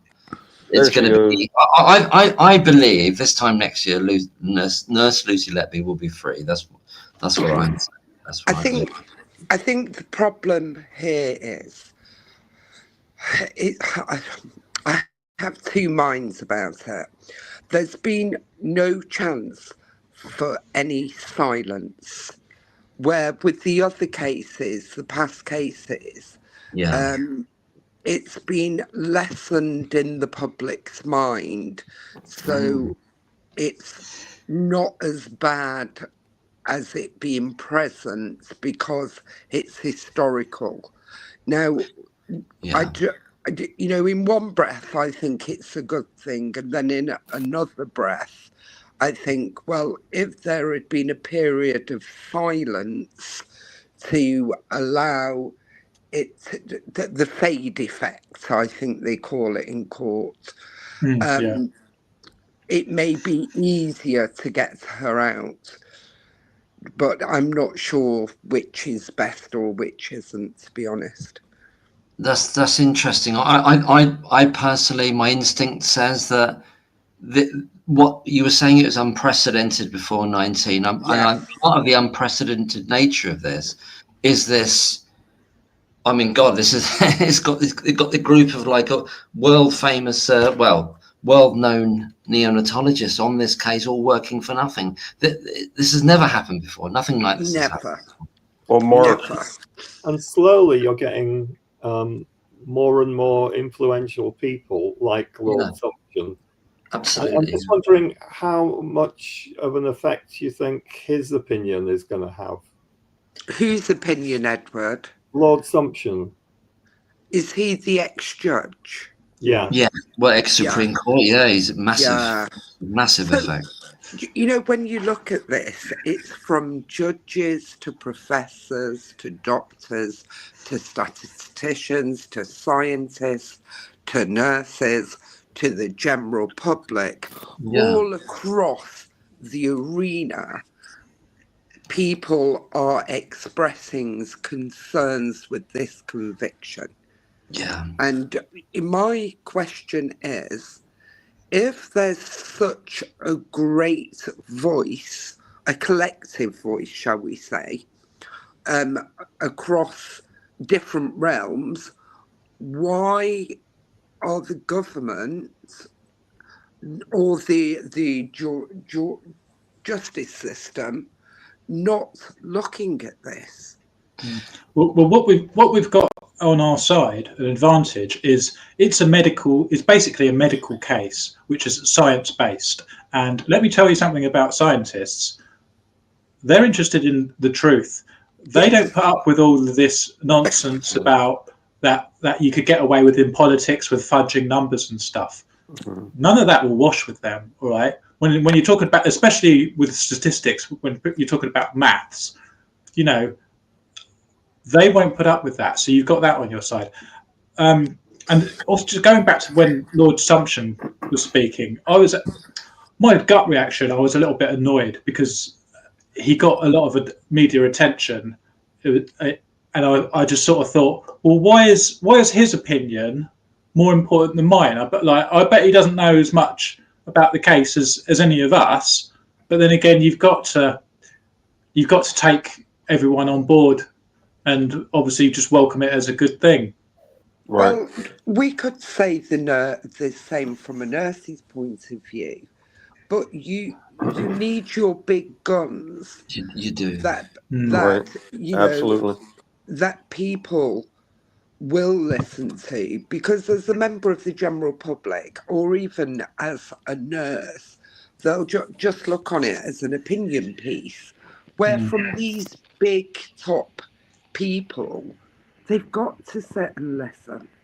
Yeah, they do. They call it like to listen to us. And well, folks, your voice is really important. So are all the nurses. You know, voice is really important. But if you don't have these really influential people speaking out, you know, it's game over. well, sorry, Mark. I tell you, I think it's unprecedented to have a former or retired or Supreme Court judge come out and talk about a case like this. I've never seen it happen in my career or in my lifetime. I don't know if you all have. No, I don't believe so. Even the appeal judges was giving them a hint in the appeal. Yeah, very much with regard to JR. But you know, Mark, to go back what y'all were talking about earlier, that and I'm going to say it, this is a new term, and I want y'all to coin it. It's the invention of the Lucy Letby case. They invented it. The media helped with catapulting it to the forefront by making her making Lucy Letby the most, how do you put it? What did they say? Prolific serial killer in modern times. You can't label her as that. And it ain't funny, but folks, you can't put a label on her like that and not expect that the world is not going to come and scrutinize all the evidence and how she got there. But what is so very much what is so crazy about this case is the most extreme, most heinous crime with 15 charges, like you say, most prolific, and it was pinned on the most innocent woman. Right. It's two complete ends of the spectrum. Right. How can you get it so wrong? We're not talking about someone who was in a gang or something, and this is why the public are gonna. This is why, and the system ran with what the consultants were saying. There wasn't a proper investigation. If there had been a proper investigation, the consultants and everybody else on that unit would have been persons of interest. Yeah. Right. Well, look, you know what? This is my prediction, folks, and I'll probably live long enough to see it. And to give you an example, when I was on the job, I attended training courses, put on by the FBI and so forth, particularly like managing death investigations, for instance. And I remember studying cases, even cases that were UK cases, death investigations. Yeah. And this will be a case that will be studied for years. It will be studied as not a case of that it was handled the right way. I think it'll be studied as, and I hate to break the news to Paul Hughes, but this case is going to go down in the history books of what all not to do. And we're going to go back into, and I keep saying the investigative paradigm because that's old terminology. They call it confirmation bias nowadays. Yeah. But I can tell you right now, it's going to go down in the history books, and it's going to tarnish that department, unfortunately. But Mervyn and Mark mentioned that something's gone down in case law when I joined the conversation earlier. It wasn't me. It was me. Oh, it was you. Oh, right. Sorry. It was me. It was about, what's he called? Joey Evans, his diagnosis of air embolism. Now, the appeal court has accepted how he came to his conclusion, so it becomes case law. So in other cases, the judge or the prosecution or the defense in a case can refer to the the judgment and what they said about Dewey Evans to bolster their case, so it's case law.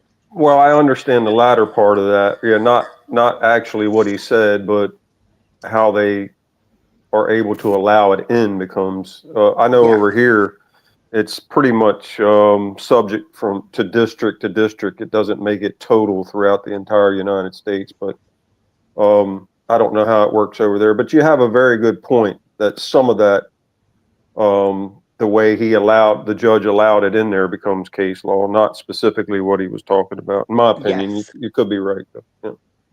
But I think it becomes case law because of their rulings on it. And, you know, it was quite a big document from the Court of Appeal. Well, here's the thing, 19. If they allow that as far as air embolism testimony by Dewey Evans to become like the norm, I think you are going to run out of nurses, and they're not going to take that risk because they'll think that they're setting a precedent over there.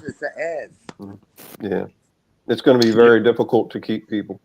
Yeah, it's been claimed that people haven't been training to be nurses because they're afraid and things.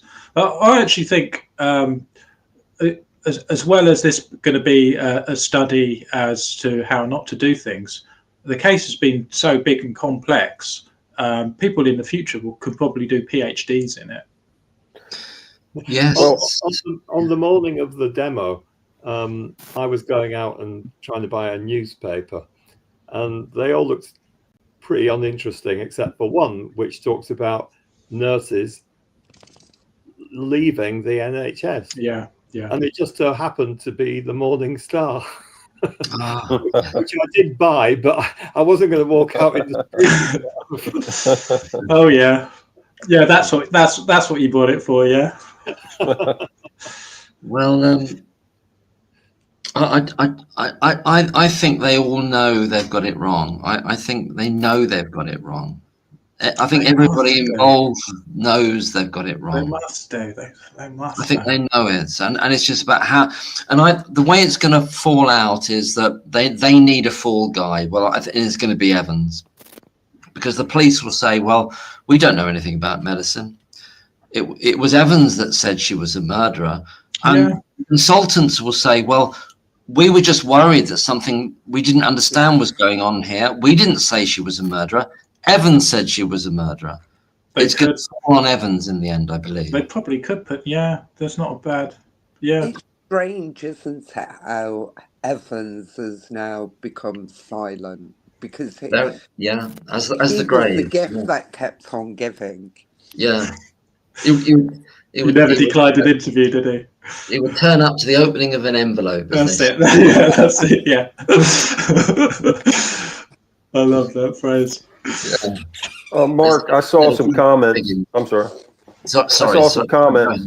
Saw some comments from Diana and Amanda on there talking about, you know, she didn't really see how Lucy Letby's case was going to go before Colin.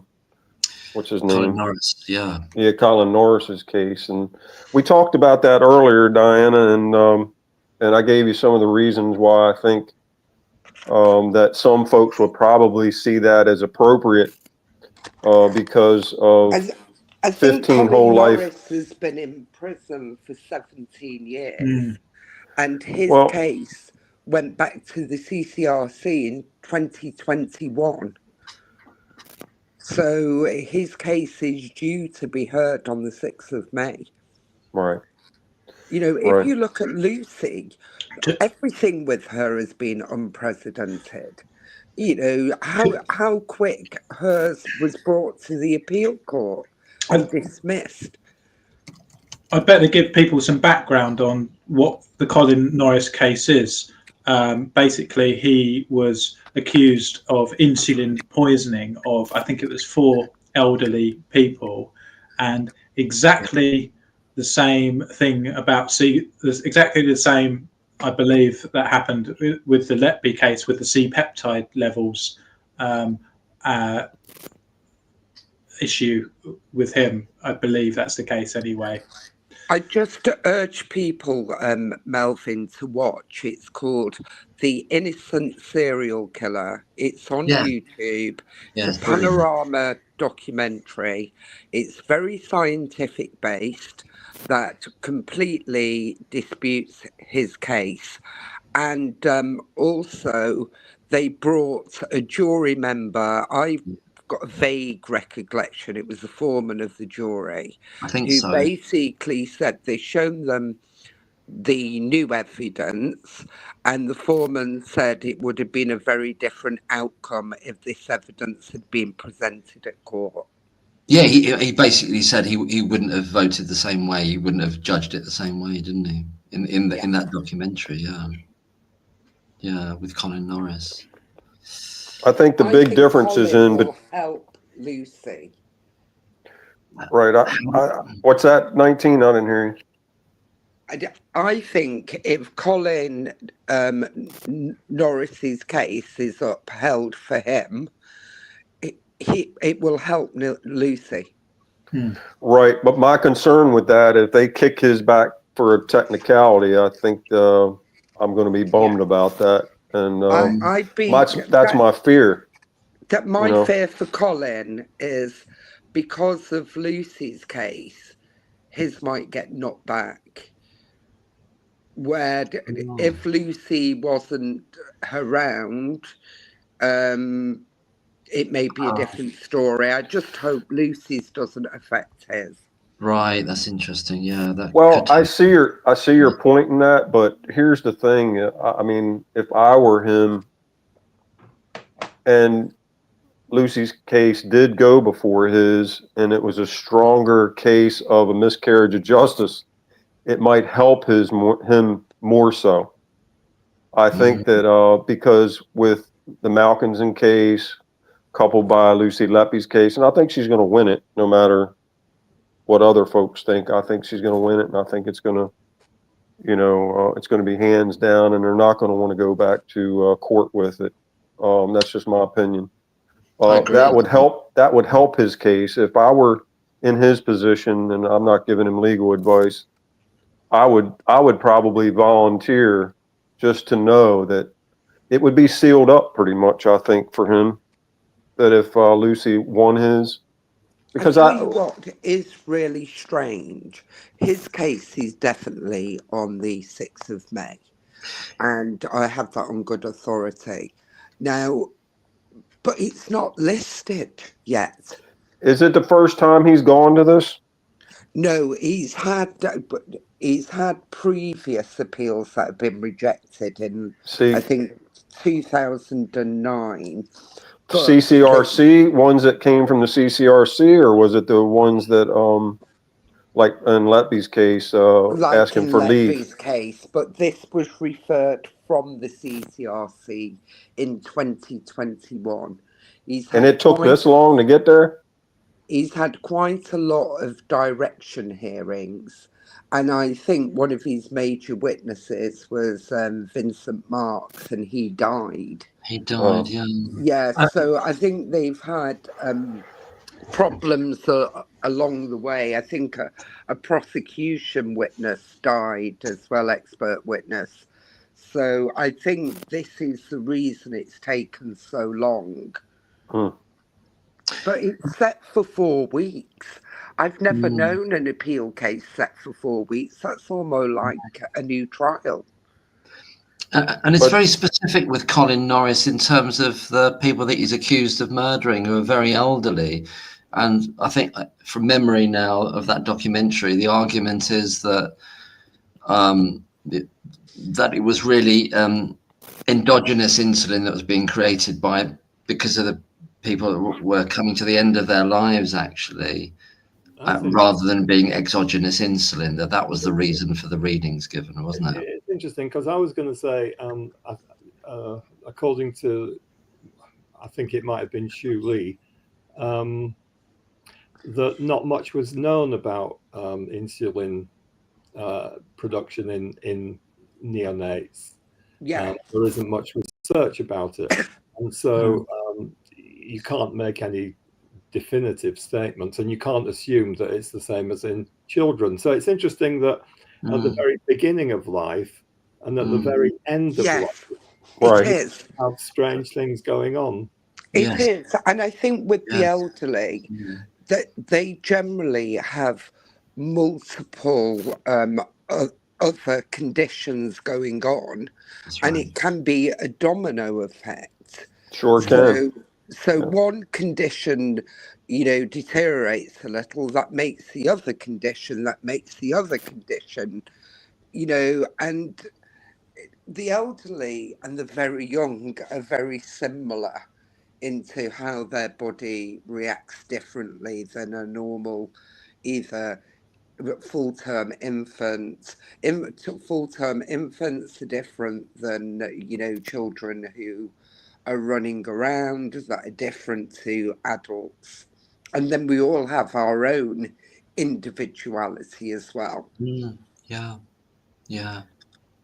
No, but you're quite correct. Yes,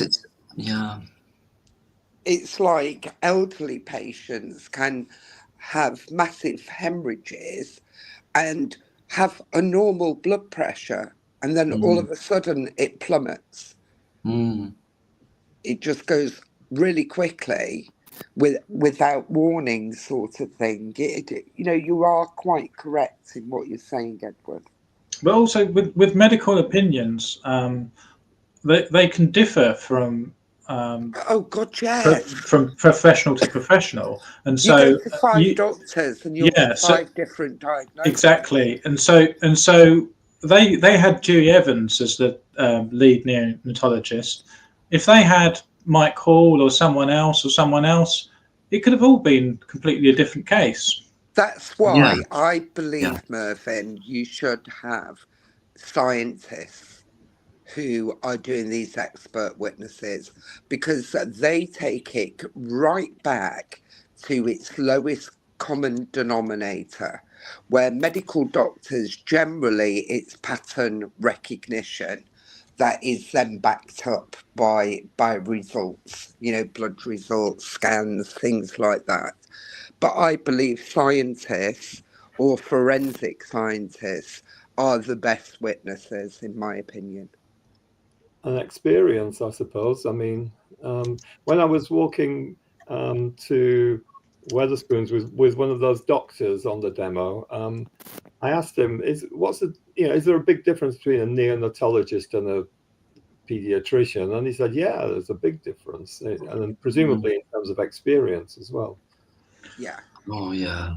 Evans actually said back in his day they didn't differentiate between neonatologists and pediatricians. I think what it was, Marvin, it's a bit like stroke. Stroke became a subspeciality. So neonatology would be a subspeciality of pediatrics. Yeah. So with stroke, it was a very new speciality. And what you had, or still do, is geriatricians with a special interest in stroke. And then they became like experts in it because, you know, you now have stroke units. And I think that was the same with neonatology. Like Brearley was the lead for the neonatal unit, but he was a pediatrician with a special interest in neonatology.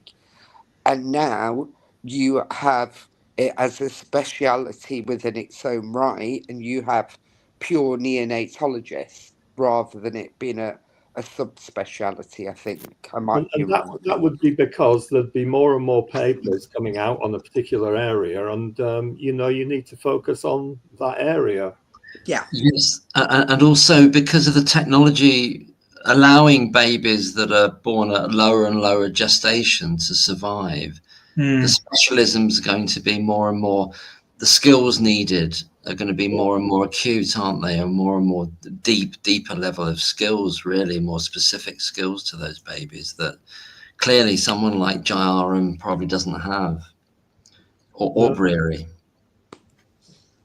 I don't think they have them, and that's why those babies weren't meant to be in that unit, really. Right. Because they were taking level 3 babies, and Yeah. the unit was actually designed for level 2, so they didn't have the hands-on experience for level 3. They weren't seeing enough of the babies at the level 3 level to be experts within that care. Does that But make sense? they weren't really working at a level 2 level, really, in that sense, were they? They were, No, they were because understaffed. they were brought down to a level 1, and they were given, and they've been given extra people there, and extra. They're doing daily ward rounds now, but they're still at a level 1. They've never gone up back to a level 2. I think they are level 2 now. Are they level When did 2 that- now? I thought When did that happen? I didn't know that. I I don't did know. an interview with a nurse, an extended interview, who used to work on the unit, and she was one of the ones who was laid off effectively. And I think she said that originally it had been a level 3 unit, but when there was a reorganization, then it was knocked down to a level 2. And all the older nurses with 30 more years of experience were kind of got rid of because it was seen that they didn't need them anymore. Is that right? Several years ago. Yeah, I think basically that wasn't a trust decision. That was a neonatal network decision, so a regional decision. Well, And I think it's like surgery. They have like certain hospitals that will just do trauma. So I think within the region, they had decided they only maybe need 3 level 3 units and where they're going to be based. So I think it was more of a strategic planning rather than a hospital planning. I don't think it was the trust. I think it came from the neonatal network. That's right. Yeah. Well, I know the CQC, the latest one, published in 2024, put them at a level 1 still. That's right. In the early days, there was a lot of talk that they'd only just risen from a level 1 to a level 2 in 2013 or 14. But I found that was wrong. Of course, actually, because that wasn't the case. Sorry, that wasn't the case, because there's a document that I found that goes back to 2011. That's the earliest document I can find. Yeah, in the latest CQC report, it says that they're at a level 1, and I'm not so sure the CQC was convinced that they were even that, the way it was worded.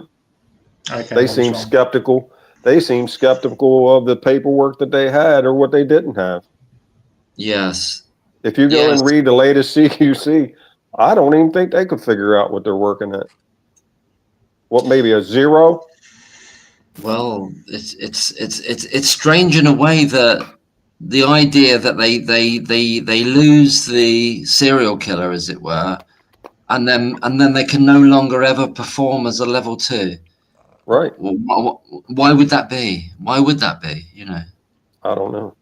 And here's the thing, Mark, we've talked about it, and I know you all love me talking about the CQC reports. The thing is, they're what is it, needs improvement or something like that, or requires improvement or something. In 2016, they don't even have a good reading. In the latest, even. No. In the latest CQC report, I think it still requires improvement overall. Well, as came up in your live Operation Merlin Falcon, Merlin, they've got 18 live issues, whether we're calling them medical negligence. I'm not sure exactly how to term them, but there are certainly 18 cases that are live in 23. Right. I remember you mentioned that. Yeah. So that's come from somewhere, and that's specifically to do with neonatology. Mm-hmm. But is that to do with post Lucy Letby being there? So 2020. 16 onwards, possibly. I don't know if we'll ever know the answer to that, Mark, because they're being tight-lipped about that. Yourself, you've asked for information and they don't want to give some of it up. Yeah, but and they always are, because they always try to do, and 19 will bear me out on this. So they always try to do it through what they call local resolutions to deal with it in-house, anything, rather than going through solicitors, wouldn't they? Right. Is that right, 19? I think generally in the first instance, yes. And then if there's no resolution from that point of view, then it goes external, doesn't it? Yes. So 19, if it's on an FOI saying it's there as an extant It medical means that the case case, hasn't been settled yet. it hasn't been settled yet. So could it still be going through local resolutions, or does it mean that like parents have got lawyered up, basically? Is that what it means? I'm not too sure, but I presume they've got lawyered up. Because Yeah. is this compensation you're talking about? I think so. Yeah. I mean, I think that's what it seems to be. That was the FOI that I requested. Yeah. Well, it was requested in terms of medical negligence. That was the phrase. I did read an FOI, and it basically said that they hadn't at that point made a specific one for Lucy Letby. Within their finance of what they've been paid out. Right. But that was going to be made. I'm sure it was last year I read it.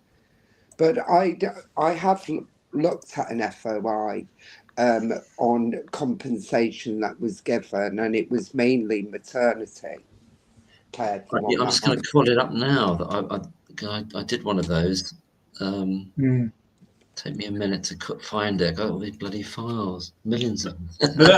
Yeah, Mark, you done a FOI the other day on the twins and triplets, and that would have been fantastic. It's a shame they wouldn't release the data. It is a shame. You can find that in Thurwald. No, because I'm sure it says how many twins and how many multiple births were admitted. Oh yeah, but we need the previous years. The previous years. But they're not going to give that up. In terms of money, we're looking at the COCH paying out 46 million in respect of obstetrics. But you've got to bear in mind with those figures that they are not representative of that year. So the case. Right, that's absolutely right. Yes. It's cumulative over years, and as well, some are paid on a year-by-year basis. Yes, that's right as well. Yeah. You may have a person, for the want of a better word, who has been severely harmed and severely disabled and needs ongoing care. That's so right. They pay out each year, but it's still the same case. Absolutely. We do have these 18 cases from 2023, 2024. That's a lot, and that's specific to neonatology, though. But it doesn't mean to say it happened in that year. No, it doesn't help. It could still be ones from Lucy Letby as well, that appendix. Possibly, but I do want to interject in the sense that, or I do want to add to, rather, and to say that they only developed the neonatology separate code in 2022. Should we intuit from that they're including cases prior to 2022 necessarily, or no, not? It may come under pediatrics. Well, I think it came under obstetrics personally. I think, I think because that's the three-way split now with the coding, is obstetrics, pediatrics, and neonatology. But they only created the code in 2020. Yeah, you can't tell anything really. They did that purposely, in my opinion, to shuffle the numbers around where you can't figure it out now. Well, that's interesting. Why? That they decided on a separate code then. So, because my supposition was that neonatology, medical negligence cases all came under the umbrella of obstetrics prior to 2022, and then they changed the code, or they brought in a new code. But like I say, it's not just that; it's also the fact that when a claim is brought to them, or when it's decided that that they're going to pay out and things, there's just too many variables to give any. Yes, there are many variables. They could be. I mean, they're live claims, as it were. So they could have started. They could have started 10 years ago. Yeah, they could have started. For the ones that have already been paid. Sorry, say that again. The only ones you can be sure of are the ones that have already been paid. The such as baby. The 46 million. The 46 million, yeah, which could have been actually paid, but then it's breaking it down into where it was paid and for what. That's what you can't break down.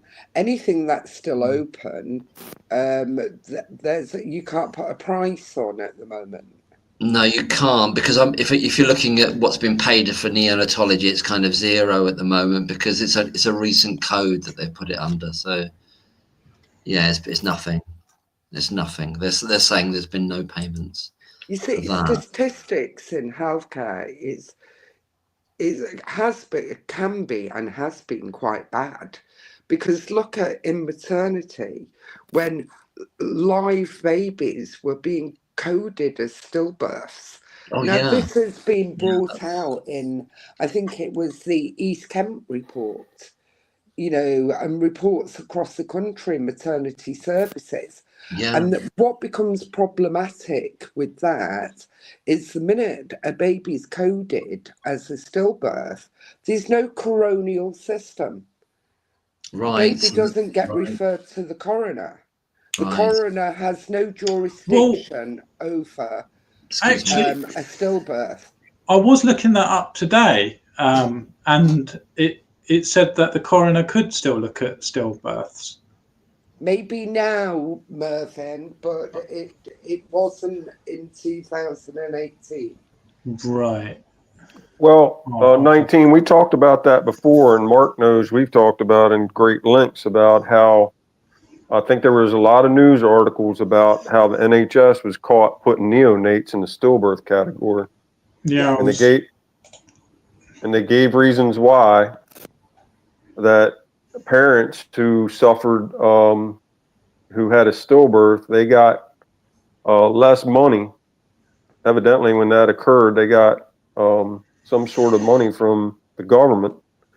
They got less money, and it would have been more money on if it was labeled as a neonatal death. And they explained that in some of those reports that I've read. Yeah. And it was around that same time frame where they were putting neonates in the stillbirth category. So how many of these stillbirths that had died at the Countess of Chester? Mark has the numbers on that. Mark actually has an FOI on that, and I can tell you the suspicious thing about the stillbirth category, that cluster, in my opinion, that happened in June of 2015, where it all started with 9 stillbirths, and it's reported in the CQC. That 9 was from June 2015. Well, guess what happened in June of 2015? You all know, right? Yeah. That was the first Lucy Letby case that she got pinned on her was baby A. And that was the first. And I may be wrong, there was some form of infection within the maternity unit. Right. And that's I agree. Where the major sewage problems were. Well, you know what we talked about before, 19, is that the CQC lays that out as far as them seeing babies being brought down from the maternity ward on 5 separate occasions and given intravenous antibiotics. But here's the thing, the jury didn't know about it. Merlin, after speaking to you, I looked up the CQC page, and it's page 113, and they observe 5 babies being brought down to the neonatal unit, like you've said, for intravenous antibiotics. But not only that, those babies was termed transitional babies. They had transitional beds, which meant that the baby stayed with the mother. They weren't poorly enough to go to the neonatal unit, but they had a neonatal member of staff caring for those babies, as well as being allocated a baby in the neonatal unit. I think And did it you? was a nursery nurse.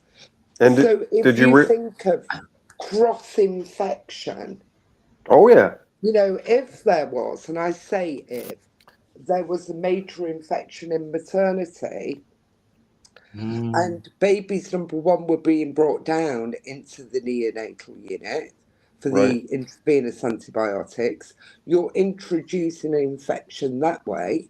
And then with members of staff working between the units, you've got the cross-infection going on. In 19, did you also see where the way I read it, the CQC frowned upon them separating the baby from the mother because of some sort of contact. You're supposed to keep the contact of the baby and the mom. I can understand. And they wrote that up in there. Yeah, I can understand that, because babies thrive more when they're with their mother.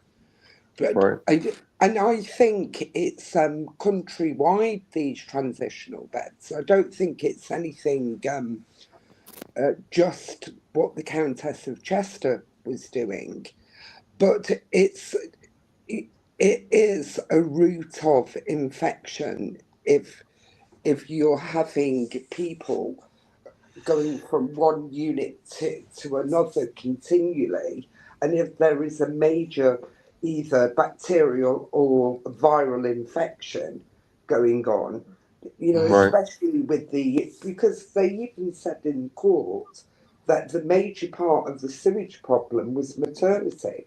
And people never picked up on the fact, well, where do you think these babies came from? Yeah. To the neonatal. Well, not only that, They 19. were a direct admission from another hospital. Well, 19, they had 2 neonatal cots up there too, it said in the CQC, for overflow, and evidently they used them and they didn't like it. The CQC pretty much was talking about that, how that the nurse had to leave the baby that they were tending to on the neonatal unit to go tend to neonates up on the maternity ward. There was 2 cots up there. Yeah. So, you know, that's a major staffing problem, isn't it? Yes. There should have been somebody just allocated on maternity for those babies, you know, but going between 2 units, how can you observe? It's a bit like now in accident and emergency departments. People are sitting in the waiting rooms, seriously poorly because of capacity. You know, who is observing those people in the waiting room? Nobody. You know what, 19, what bothered me about the whole Thirlwall inquiry is the CQC, Miss Childs and Miss Ford ended up in the CQC, or correction, from the CQC to the Thirlwall inquiry to testify. And Sir Michael Richards, he escaped that. He disappeared. I thought we were going to have to do a missing persons video on him. And really, he should have been in the hot seat all along. Everyone else that left their jobs from the Countess of Chester Hospital, they ended up at the Thirlwall inquiry for testimony, but he escaped that process. And I still say to this day, he needs to talk about that 158-page report, because there's a lot of things in it that outline the systemic failures at the Countess of Chester Hospital neonatal ward and unit and the maternity wards. And they didn't bring that. Miss Childs and Miss Ford, and the only one that kind of skirted around that was Inspector Helen Kane.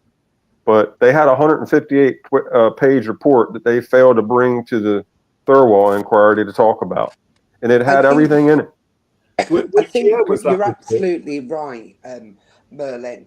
But I think, like these accident investigators, I can't remember the term that's used for it, but it's a perfect storm. It's not just one thing. It's a catalogue of Right. things that have all come together that has made this occur. Right. And if you If go we'd over the taken one 158 chain pages, out, it right. may not have occurred. And that's what I've said for months now. You know, I started this almost a year ago, the studying of the CQC reports. And and I've said it, and Mark, you all know, there's overlapping systemic failures in that report. And they could have went to the Thirlwall inquiry, but they danced around it, and they weren't asked pertinent questions. One day they're going to have to answer the questions. I'm telling you, one day they're going to have to. Another thing that's missing is that what Dr. Scott McLachlan did when he did a comparative study with 14 other hospitals, and he showed that there were at least 2 other hospitals in that region which had a similar kind of spike in relatively recent years, like 2014, 2013. There was one up in Blackpool. There was a hospital called the Sherwood Hospital of about 17, 18 deaths here, there. A similar kind of size. Yeah, Sherwood was bigger. It was bigger, yeah. It was bigger than the spike for COCH. So what should have happened is like a comparator to that, and said, well, what's happened there then? So if you're saying this is a serial killer, well, what's happened there? I think they said in Thirlwell, one of the statisticians that was called from Cambridge, that the Countess of Chester wasn't an outlier. Yes, I think we don't get lost in that.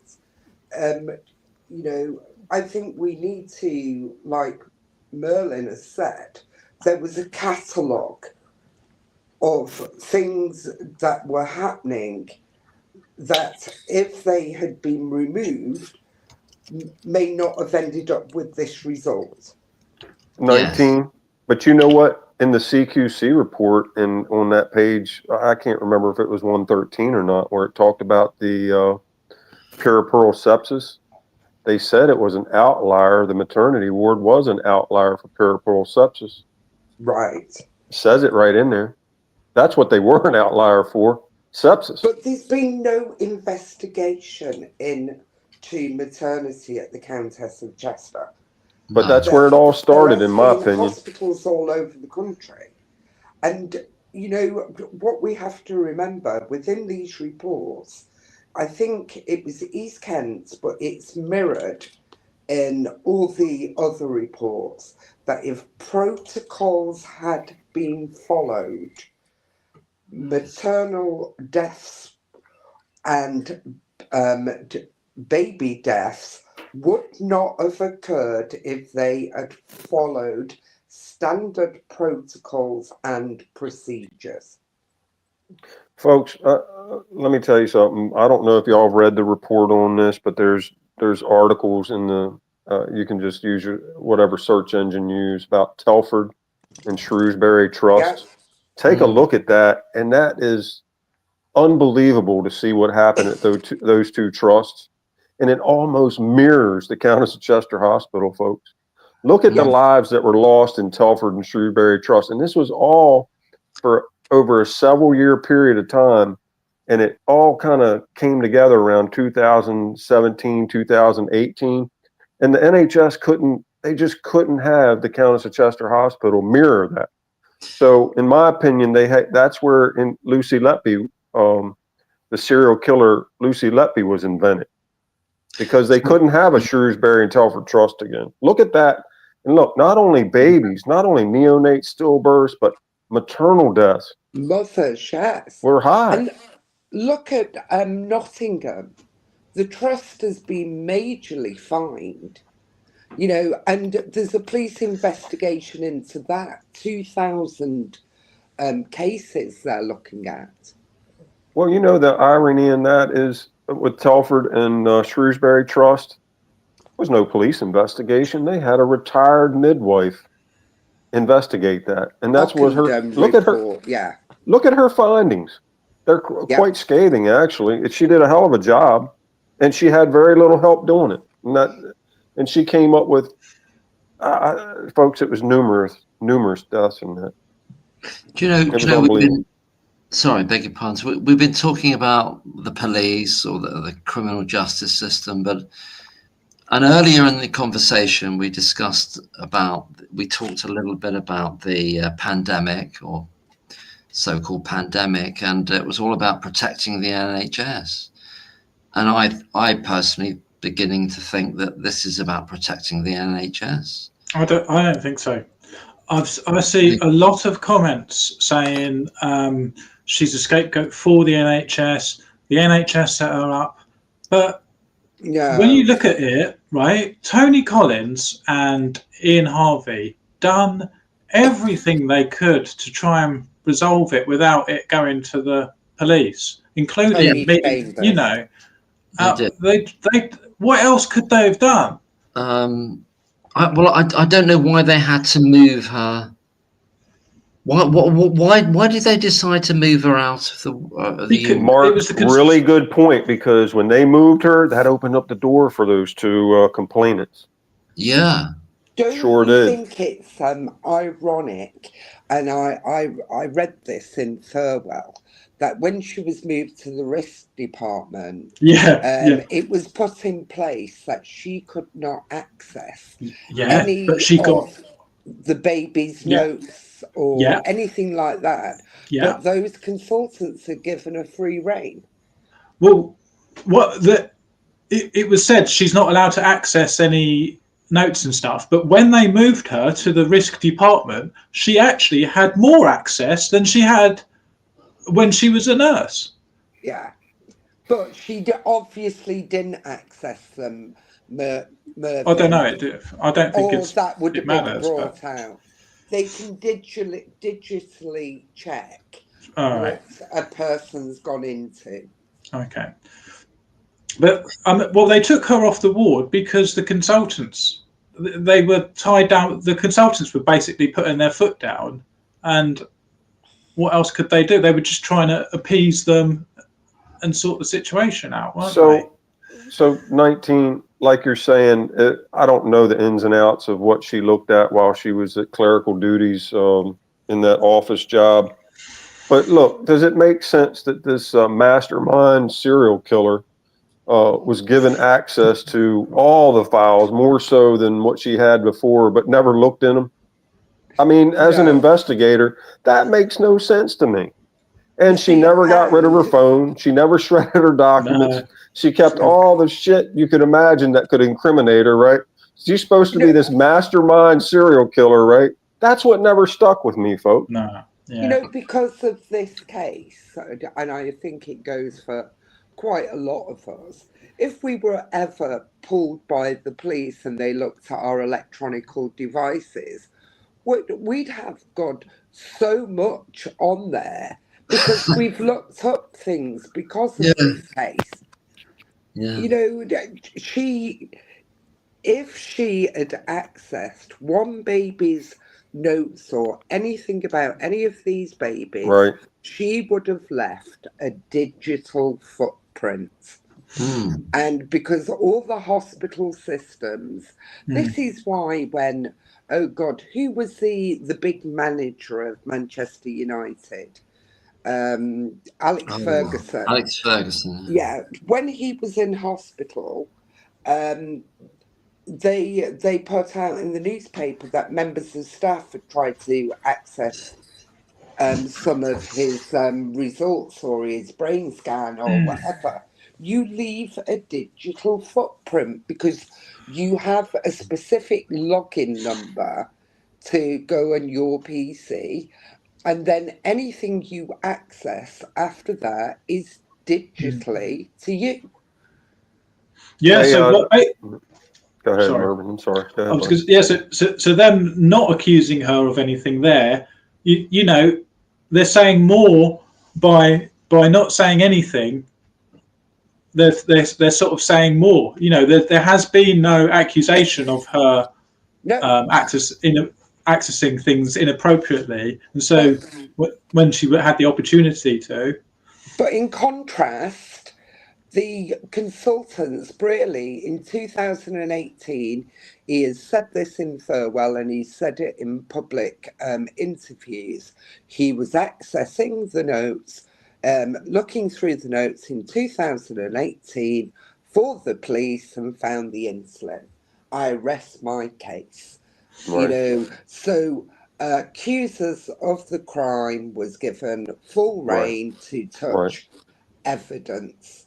Which is unheard of, in my opinion. Well, you know, I think that's how they ended up getting so many people to testify. And I've said this before, the ones that got anonymity and probably immunity, and we don't know that, but I'd venture to say they may have, in my opinion. That's how the police and prosecution work. You know, here's the thing, you know, they approach them and say, which side of the fence are you going to be on? You're going to be on the prosecution side, or you're going to be Lucy Letby's side?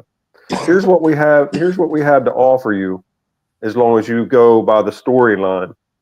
And that's how it works, folks. I hate to tell you this, but that's exactly how they ended up with so many people testifying against Lucy Letby.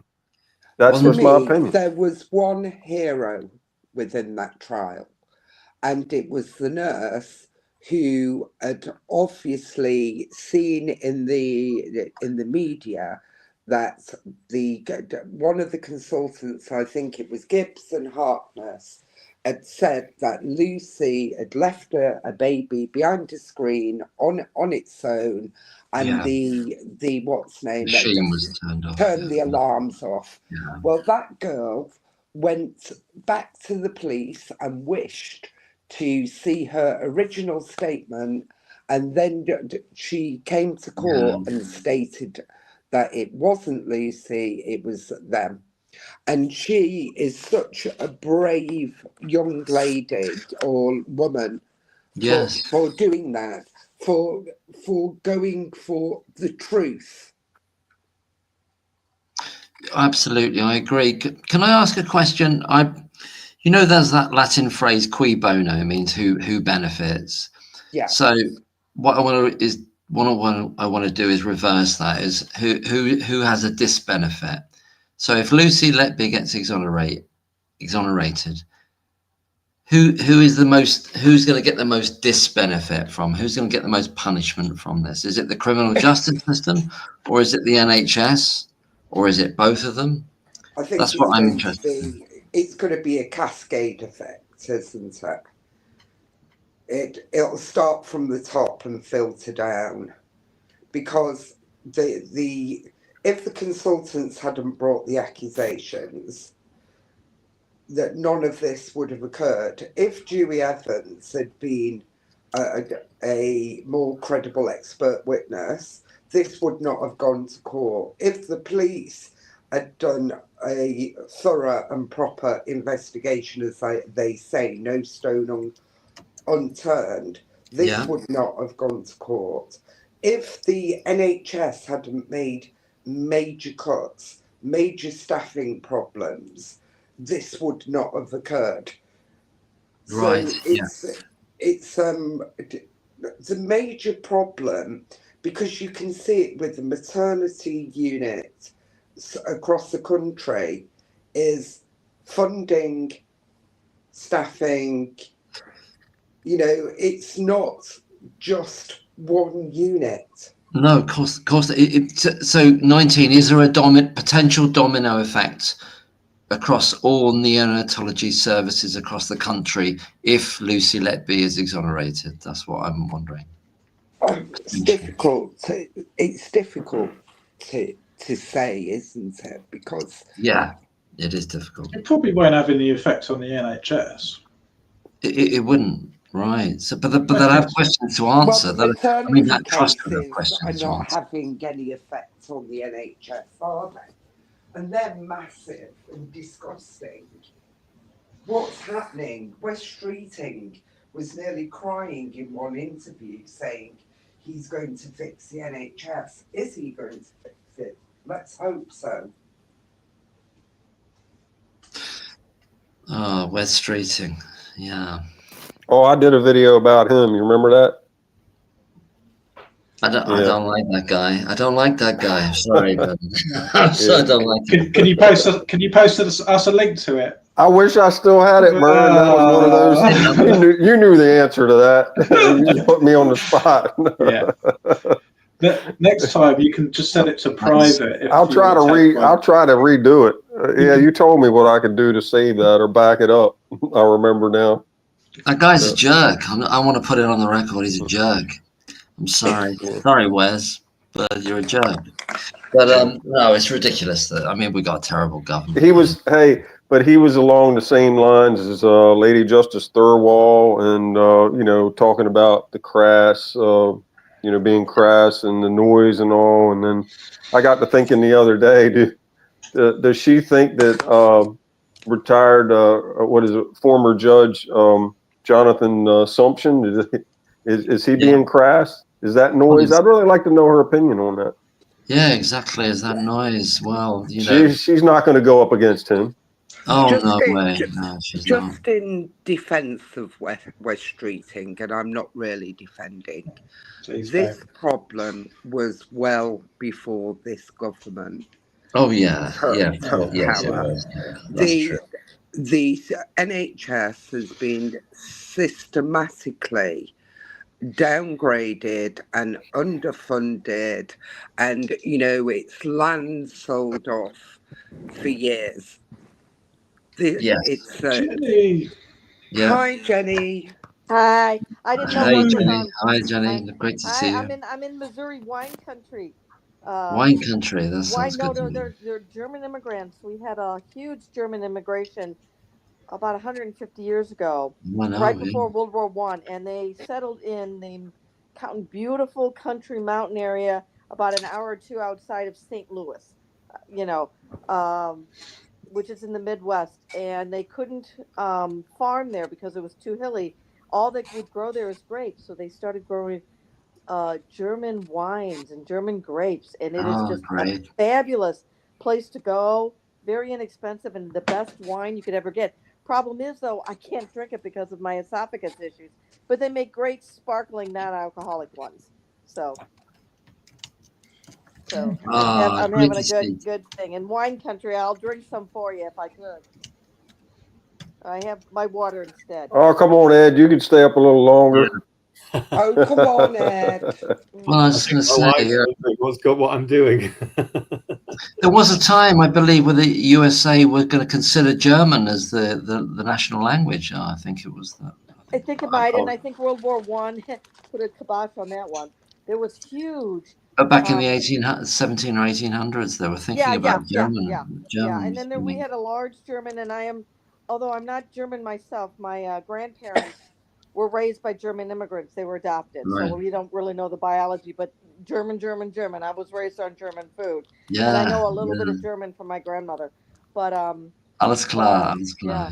And then Germans were doing great, and they really settled beautifully in St. Louis area, and then they were in the Midwest, the middle of America. And then World War I came along, and oh my God, the anti-German sentiment was just as bad as it was for you guys World War II. The only thing it wasn't as bad in World War II in America is because Japan had invaded us with Pearl Harbor. So there was that going on as well, which was Jenny, a false flag. What's your thoughts on the Lucy Letby case? Oh my God, excuse me, I have a cough problem, so I have to have a cough drop. I'm a retired nurse, American. I was utterly appalled when I read that New Yorker article. What was that, May? It's been almost a year, and then I started getting involved closer toward August when all the with the second trial. I mean, just beyond appalled. And then I have never been a NICU nurse, but I was a chart auditor for the hospital, and had to make sure insurance was done, and then we kept within all the legal stuff was done correctly. So I audited the NICU charts for 10 years. So, I mean, I know how good NICU is supposed to be run, and Countess of Chester is the worst. I'm telling all my old nurse friends about this case, and it's to the point where they're almost laughing because it's absurd. They're like, no way. Yeah. Yeah. No way. I mean, I'm literally have the article printed out and just handing it to people. I've been having to go for various tests at a hospital and stuff like that too to get this my condition under control. And any nurse I see there, or I said, okay, read this. No nurses here in America have heard about it. That's what's really disgusting. I mean, I'm utterly appalled. We should be screaming, you know, and we have that voice. We have that power in America, and we're not screaming because the media will not follow it because they're still following the whole, you know, we're protecting our medical establishment here. We protected Anthony Fauci, so of course we're going to protect that. When you do try and tell people about it, like you said, it sounds so absurd that they don't even believe you. They don't. They think I'm crazy. Exactly. And I hand them the article. I said, "You've got to believe this." And sometimes and they're like, "Oh yeah, nurses, and they think they know I'm not nuts to begin with, so they will read it. Thank God. But the old, you know, I can meet up with someone you used to work with, and you haven't seen them for years, and they're like, "Okay, come on, Jenny, you know, you like to joke around. There's no way." And I show them, and they're just beyond appalled. But I can hear it when I'm trying to tell people about it. I can hear it come out of my mouth, and I'm thinking, they must think I'm a loony. They don't believe in it. I think we've all experienced that, Mervyn, no doubt. Yeah, they think we're literally what you would call cluster B, and cluster B personality disorders has various. One of them's narcissist. There's various things, and one of them is histrionic. They think we're histrionic. They do. Yeah, but it's changing. It's definitely changing because here in America, no one even. Maybe not in America, but I think there's going to be a real. I'm noticing it on Twitter. Loads more people are saying, I wasn't sure before, or I thought, but now I'm thinking there's something in this. It's definitely a time train because you know what I mean. Sorry, I've been here from day one, pretty much from day one, and nurses that I spoke to were very much, she's guilty.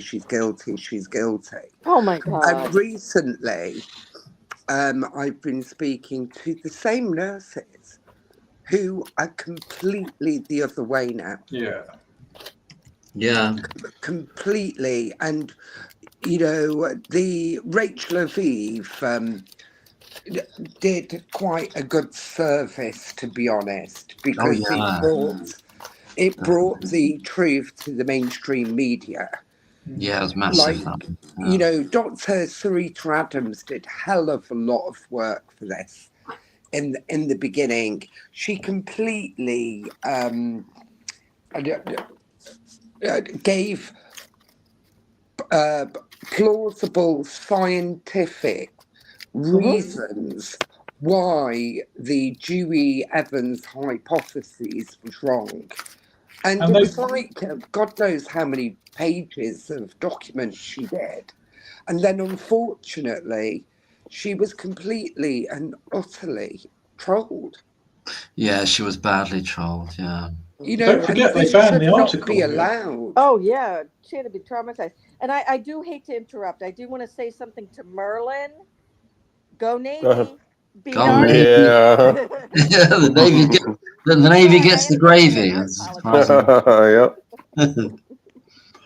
But the Army are all there's there's no greater rivalry in the United States in sports as Army versus Navy in football, not soccer, football. And the game comes and it's like, you know, like this. And my daughter went to the Naval Academy, so that I went to all these games for years and watch it, and we still watch it. So there anytime anyone Navy or Army sees each other in America, it's like it's a thing. I'm assuming it's just like in the UK too. You notice that's why I'm ignoring her, right? And you know, Navy, she knows it. Brown Starmy, the last game. My dad was in the Army for a long time, but so was my dad. Great guy, I'm sure. Great guy. Yeah. I was born on an Army base in West Germany, in Santa Larga. Two against one now, Jenny. No, Yeah. the funny thing is that my dad went to I wasn't in Army, the Army or myself. he didn't go to West Point, but he was in the Army. Mm. And my daughter was actually in the Navy band, so she got to tour a lot, and she actually Oh, wow. went to West Point, which is like Sandhurst. So she went to the gift shop, got a T-shirt, a West Point T-shirt for my dad. Yeah. But the funny thing is that she had to hide it from all of her fellow band members for them to even see that she had a West Point shirt. But she bought it for my dad. And Yeah. just out of sweetness. And she always gave him challenge coins. I don't know if you guys do coins. I know what in they the are. UK. Yeah. I don't know. Or not It's, challenge coins, but coins. They're just like a novelty coin, and the idea is you always carry it with you, and then you challenge someone else who you know has also been given a coin, and if they don't have it with them, they got to pay for your drink or shopping or something. Yeah. Well, I mean, but my daughter would give it to my father, and he's been dead for a while. But let me tell you, the last few years of his life was while she was in the Navy, and it just made his heart wonderful. He loved it. While she was in the Navy, and it just made his heart. Yep, getting a bit of that. So yeah, that's Somebody's got some feedback, Mark. It was not me. Mine's turned off. Feedback there, but 19's the culprit. There you go. Me, sorry. I kind of wanted to say something like I'm imagining. I'll say what I think, but I'm imagining that we all believe that Nurse Lucy Letby is going to be freed eventually, don't we? We believe this is going to happen, or do we think it's hopeless? We don't think it's hopeless, do we? No, if she's going to be freed, it has to be. It has to happen, doesn't it? Yeah. And at some point, we got to get. And I know we can. I mean, right now, Trump and Musk is busy. Elon Musk, and I think once we get them involved, because it would be amazing if Musk could find out about it. But it's just too much. It's just too much. Like he hasn't got the time. Like I say, it's so time right now. He's supposedly going to be finished soon with all the stuff he's doing, and then once he does, and then because he's got so much to do. Because they're doing all this cost cutting stuff. So he loves to have a little pop at us over stuff, and this would be right up his street. This would be a real ace in his deck. Yeah, well, I think he's right. I think he's right. Everything, all the criticism. Yeah, absolutely. I really liked when J.D. Vance gave that speech about the defense spending. He's like, "What are you actually protecting?" I thought that was a fantastic speech because we're eroding our own civil liberties over here and freedom of speech. I think it was great. We certainly are. And J.D. Vance comes from the Midwest also. He's from the state of Ohio, which is only a few hours away from Missouri. So you just cross over a few states. It's an easy day drive, not even a day drive. Right. So it's the same type of, and Missouri's kind of in that, what we call it the Rust Belt. It kind of like the Liverpool area where it was highly industrial and farmland and stuff like that. So it's still kind of that same economic and still that kind of that same feel of people. Yeah. Down to earth. Merlin. That's right. Merlin, somebody in the chat is asking how can they direct message you? I don't have any type of Facebook or any type of stuff like that. I don't keep any media. I just have the YouTube. If she can, I think I see that on there now. She can just put a message onto the like community post or something like that. Maybe if you put an email address, you can respond to it. Yeah, I don't use anything like that. Just for the Operation Merlin Falcon. That's all. Okay. Sorry about that, folks.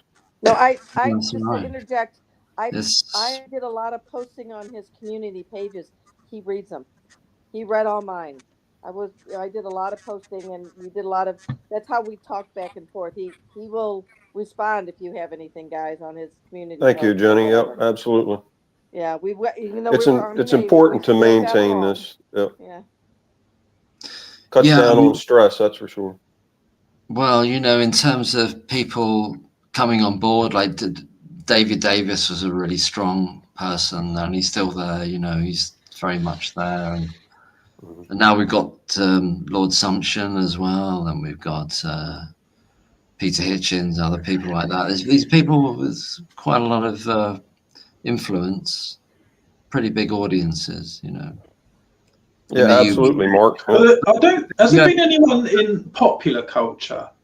Well, that would be great if there would be somebody that would. I mean, there's like she went to a Billie Eilish concert or something. Lucy did, and you know, and just you know.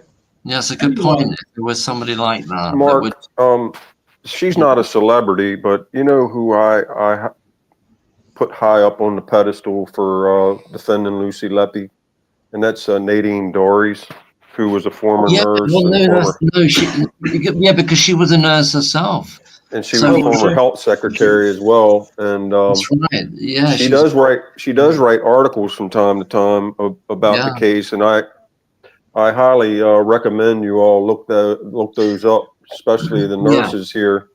She knows, you know, you guys can relate to her. She knows her stuff, and she's been defending Lucy Letby from day one, pretty much. And she tells her story too in some of those articles about how she started as a nurse.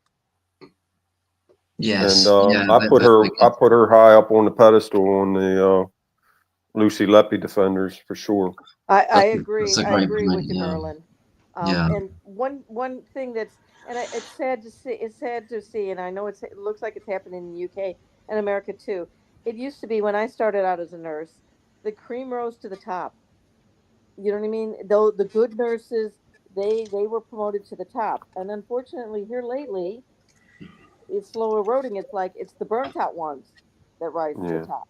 You know, the ones that would not defend and let this stuff going by. Because in days of old, I'm thinking of some of the old managers and administrators I had, you know, that started off as nurses and worked their way up because they were so good.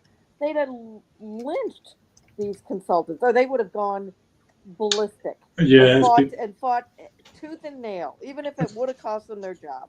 I think it's something to do with, because it's not privatized over here; it's public sector.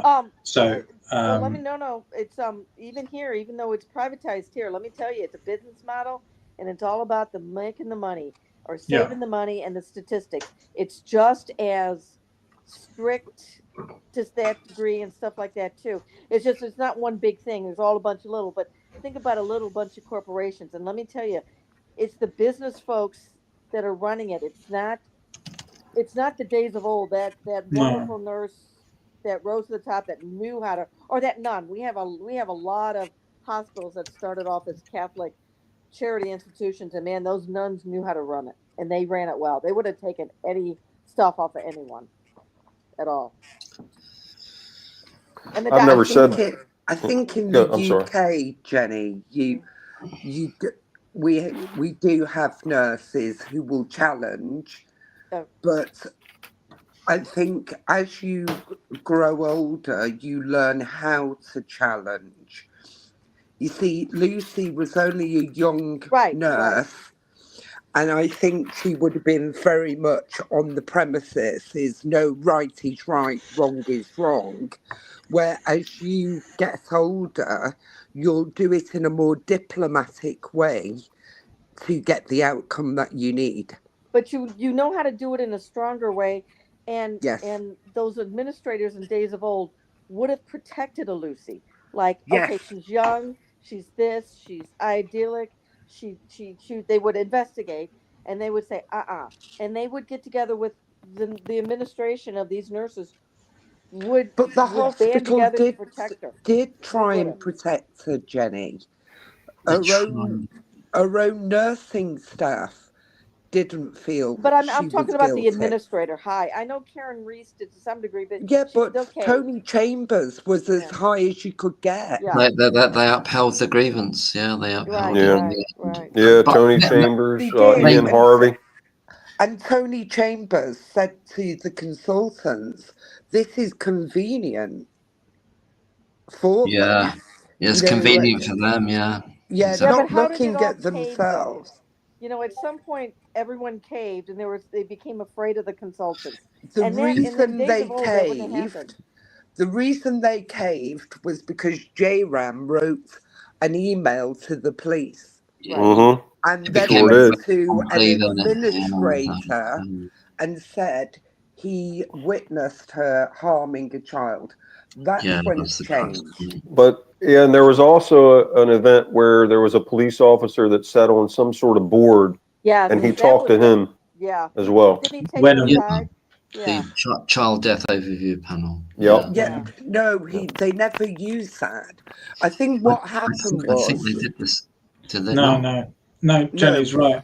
So they had they had a meeting with the police. So where they had a meeting with the barristers, and the barristers said, "Well, look, Mhm. he was trying to discourage them from going to the police. Yeah. He was trying to discourage the consultants from going to the police." Yeah. He said, "Look, it doesn't reach the standard for, it doesn't think there's enough evidence." Yeah. So he was trying to discourage them, but he said, "Look, I know this. We're quite friendly with this chief inspector or whatever he is, Wenham, who used to sit on the CDOC team. Yep. So how about we have an informal chat with him?" And that's sort of how it happened. But Right. folks, whenever you tell a But police even officer something, it's so- not informal. But even so, because I've read on Thirlwell, the trust board met with the police, and at first the police thought there was no case to answer. Yeah. Right. But because 3 days later. J-Ram Yeah. had written the email to the Yeah. police, the trust board, the trust said, we want the police to meet with J-Ram to make sure we're crossing all our dots. Well, no, And it was when J-Ram met with the police, that's when it all turned. It is, because that's when when J-Ram says, "I punched the air," because he says, "I punched the air," because he realised that the police were gonna be involved now. That's what But he Mark, stated. that goes back to what we talked about earlier today when that Chief Constable Simon Byrne, what happened to him. I think that all happened around that same time frame. Yeah, 2014. I don't think he was buying off on that. I really don't, and I think his own department was trying to shut him down because he wasn't buying the Lucy Letby setup, in my opinion. It was certainly that's going what on at the gets same me. time. Yeah. I mean, why didn't there was enough people that knew that this was baloney? This is going to make for the most fascinating Netflix series. Oh, yeah. I mean, The problem is the story's got to be right, and it's not right yet. That's why you haven't seen a Netflix story. It will be. But I mean, it just we need a post office drama. Absurd. There was, you're quite right. There was enough people who knew it was nonsense. There was loads of people who knew it was nonsense. Yeah, true. Their hands were tied the minute J-Ram had said he'd seen harm. Yeah. Yeah, he was the fulcrum of that. Can I just go back to this idea of this might seem a bit of a banal comment, but there was an early talk of there's a screenwriter called Jed Mercurio over here. He's done some major TV stuff, very popular stuff, and he was going to be doing a script of this, but we've heard nothing about it. It's gone dead in the water, and the actresses that were mooted to play Lucy Letby have said they're not going to do it anymore. So I know it sounds quite banal in a way, but it's the idea that the show business world that we're going to jump on this as a story, it's gone dead with them. Because they're not going to touch it, Mark, because they don't have the act. They know in their heart of hearts they don't have that. They don't have the right story yet. Yeah, not the story. Exactly. That's precisely it. That's precisely it. Yeah. I think Jed Mercurio is quite connected. Well, he was a doctor. He trained as a doctor originally as well. Yeah, he's quite connected, Jed Mercurio, and he's really intelligent. So I think the minute the tide started to change, Yeah. that's when there was no longer going to be this drama. Yeah, he was on it. He was on it. He realised. He knew it. Now, Yeah. remember, J-Ram, it came out on the eve, really, on the Friday as the retrial was happening on the Monday, that he was going to be one of the advisors for the Jed McCurick drama. Indeed, yeah, he was going to be there in the green room. I think he was going to play himself as well, wasn't he? Probably. I don't yes. think he that's offered to. true, Mervyn. Oh, you're kidding me. No, I think he don't offered think to. that's Really? true. I You'd think have the had only a thing, cameo of some sort, you know. the only Mark thing that 2 could says put on there, out- what's that going to be the title there? One Lying Doctor for the Netflix Online series? doctor, Maybe? yeah. I'll watch I like, it. In my opinion. as in Flying Doctor. I like it. the Straight to TV video. Straight to doctor. video. Right, It's exactly. almost fun. It's almost funny in a way, but it's not. Because it becomes such an absurd, bizarre thing. It's almost like a Faulty Towers Yeah, kind it's of an bizarre. episode. It is. You know what I mean? It's so Do you bizarre. know, it's a Shakespearean tragedy It is and a comedy Shakespearean of tragedy errors. too. Yeah. Tragedy and comedy of errors all rolled into one. Well, It's like, you it's know like what? Shakespeare meets Monty Python. Yeah. If they did turn it into a Netflix series, it would be so unbelievable that people would just not like the story because they'll say the whole story is too ridiculous and far fetched. And they probably got into it, Mervyn. They probably got into it and realized, hey, this shit looks ridiculous. They probably did. And they're like, well, we got to wait until this thing's settled out. Well, you know, I with think. a lot of these crime things, they just need, it's just that one suspect and they can weed out. And since there's dozens of bad, if not, you know, how many bad people, you know, usually those kind of series just want that one bad serial killer. I'll bet. You know, it's too complicated for the average Right. Joe. I'll bet Netflix started talking to them and they started, asking questions like anyone doing a film or a producer. Well, why did you do this? And how did it go down? And then got into it like, well, man, this doesn't make sense, you know? So I think we're going to have to back off of this. I think that's what happened. We don't actually know who Jed McCurick was going to produce this with.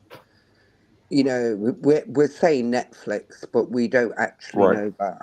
Correct. Yeah. I think the major tragedy of all of this is the parents, the babies, Lucy and her family. You know, that is the major tragedy. And for those poor parents, they believe their children were murdered. And I'm not sure if anything will ever change their mind. I don't know. I'd like to question that. I'd like to question whether they now believe that is the case. I don't know. Well, they do. They've come out in the press. The complication problem here is that for a woman and some degree a man, when you give birth, you have this oxytocin. It's a special hormone rush to the brain, and it changes your brain when you give birth and have a child. And then you find out this has happened, and the trauma has happened. First of all, the trauma of the baby dying, and then the trauma of thinking that that thing is incorrect. Now we have to go back to this. The brain can't biochemically cannot switch back and forth like that. You know, the trauma is too much. The parents are a group of, I mean, how many parents are we talking about? Maybe 10 groups of parents. We don't know whether they're unified in this. We don't know whether there's any split opinion. We really don't know, do we? And plus there's grandparents involved. Yeah. There's aunts and uncles involved. There's a cascading event. Sorry, say again, 19? You know, there's a cascade of events. There's so many people. I suspect they're in a transition phase of thinking, hold on, have they lied to us? I'm wondering whether that's maybe the case. Are some of the parents thinking, hold on, is this girl is this young woman innocent? We can't second guess the parent. Yeah, we can't. And they may be in and it's not a depression. in such a trauma. I mean, this isn't just simple. Well, there's no such thing as simple PTSD. This is a complex PTSD where it's several events over several years, and that, oh my God, the treatment for this, there's no medication or therapy. It has to be this, and they may never get over it, and we can expect them not to have to get over, move on. It's so bizarre. Yeah. So I feel for these parents because it's been so like this. It's like almost like a battered woman syndrome over a battered woman over a long time, where they just become like this. Yes. A shell of themselves. Yes. So I mean, I whatever the parents say, it's fine, because it's not them speaking. It's this shell of a human being that's been destroyed. That's why, if anything, Brewery and Jerem and anyone who had anything to do with it needs to be the worst kind of, whatever justice. I mean, not the worst justice. I mean, just go for whatever you can. They need to have the worst punishment you can, because to put a mother that has given birth, and most of these women had a traumatic birth to begin with. These, giving birth to a premature child, and I have done that myself, is a traumatic event. Being sick, giving birth to a thing. Many of these mothers were sick. I myself was septic, but I had a wonderful outcome. So just even that puts so much stress on you, that again, just it's like they're being tortured. Yeah, and we need to those torturers have got to face the punishment that the Nazis faced. Do you know what I mean?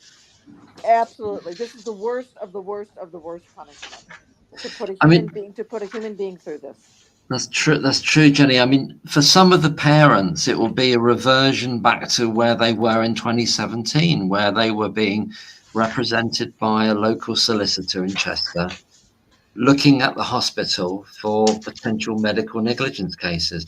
That's where it will take them back to, potentially. And they may not be able to go back to that. They might not be able to go back to that. No, there is no. People think, oh, just give them a pill, an antidepressant, or this or that. No, there are no pills for this.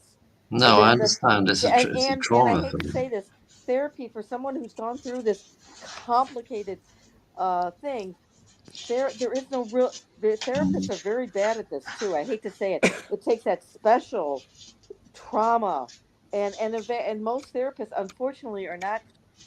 They say they're trained in trauma, they're not.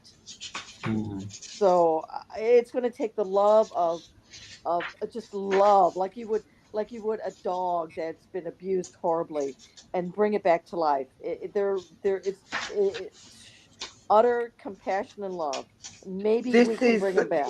Jenny, this is the very reason I don't like speaking about individual cases. Yeah. Because the parents are quite right. Their babies are not public property. Yeah. And people become very desensitized and talk about the children involved in this case as if they're an object. Well, they're not. Those babies lived, they breathed, they were loved and are loved. And we must not forget that. Right. And we have to make an example of those who are involved with this. We have to make an example so this never happens again, anywhere in the world. Sorry, Mark. Go ahead, Merlin, please. Sorry. So one of the problems with labeling these babies and family with letter designators, the government did that. The government took their voice. And you'll hear me say this many times. I don't totally disagree with 19 and Jenny on that, but it's tough to talk about a case. It's difficult to get people to realize what actually happened to each and every one of these cases without having to talk about a letter designator for them. But who created that? Right. But who created that was the government. They silenced them. It's like they tattooed their arm with the number instead of giving it a name. Like they tattooed. But here's the thing, 19. What has happened is the government silenced those parents. Those parents can't come to the media. They can't. They have to have a spokesperson, like a lawyer, to tell their side of the story. And the government shut them down. They shut them down in a way that they can't even tell their own story. They might not be able to tell their own story for years. They probably can if they want to. Journalists have to go to the police to contact the parents. They go via the police. But I do feel now we have the experts who have individually looked at each case. So we really no longer have to do that. It's been done. We can talk about the case as a whole. I wish it were that simple, but even Dr. Shu Lee had to label them, and he labeled them with numbers. And I'm not cutting him down for that. I'm not saying that he couldn't do it. But Exactly. But here's the problem that we have as content creators and YouTubers. I'm not being insensitive, and you'll know on a lot of when I do a video, when I did videos about the Lucy Letby files, I always express condolences to the families and victims in this case. Yes. And I've always been one to make that the top priority. But I tell you what, 19, I appreciate, what you're saying, and I don't disagree with you totally. But where we part ways is it's deeper than the medical side of this. I've always said this is going to take a multi-pronged approach. The medical aspect of this is not going to win it. It's going to be coupled by Mark McDonald maintaining and controlling the narrative. It's going to be the medical aspects as well, but it's also going to be when, and hopefully he's doing this, is have investigators go in and other lawyers to go in and preserve evidence of whether it be, and I'm not saying there was, but we're talking about wrongdoing, hiding of evidence, exculpatory evidence that should have been turned over to the defense. We could go and talk about how they treated Professor Jane Hutton. We know that leaked out. We know the Unheard also had leaked some information from a detective sergeant's notes. That is coupled by all of those things and many more, and I could go on and on and on, is what's going to tear down Paul Hughes's case, Lucy Letby, his invention of the Lucy Letby case, in my opinion. And unfortunately, and I've always said, because I have singled out a few times individuals, and I've said the reason why, and I've been more sympathetic to one of the mothers, because I believe that when she testified in the Thirlwall inquiry, she made it explicitly clear the misery that she was put through in the maternity ward. And look, I've never had a baby, and I never will, obviously, but I kind of understand that. I can never feel what she's feeling, but I have so much sympathy and empathy for her. And I've said that all along, even back when I did a couple of videos about that.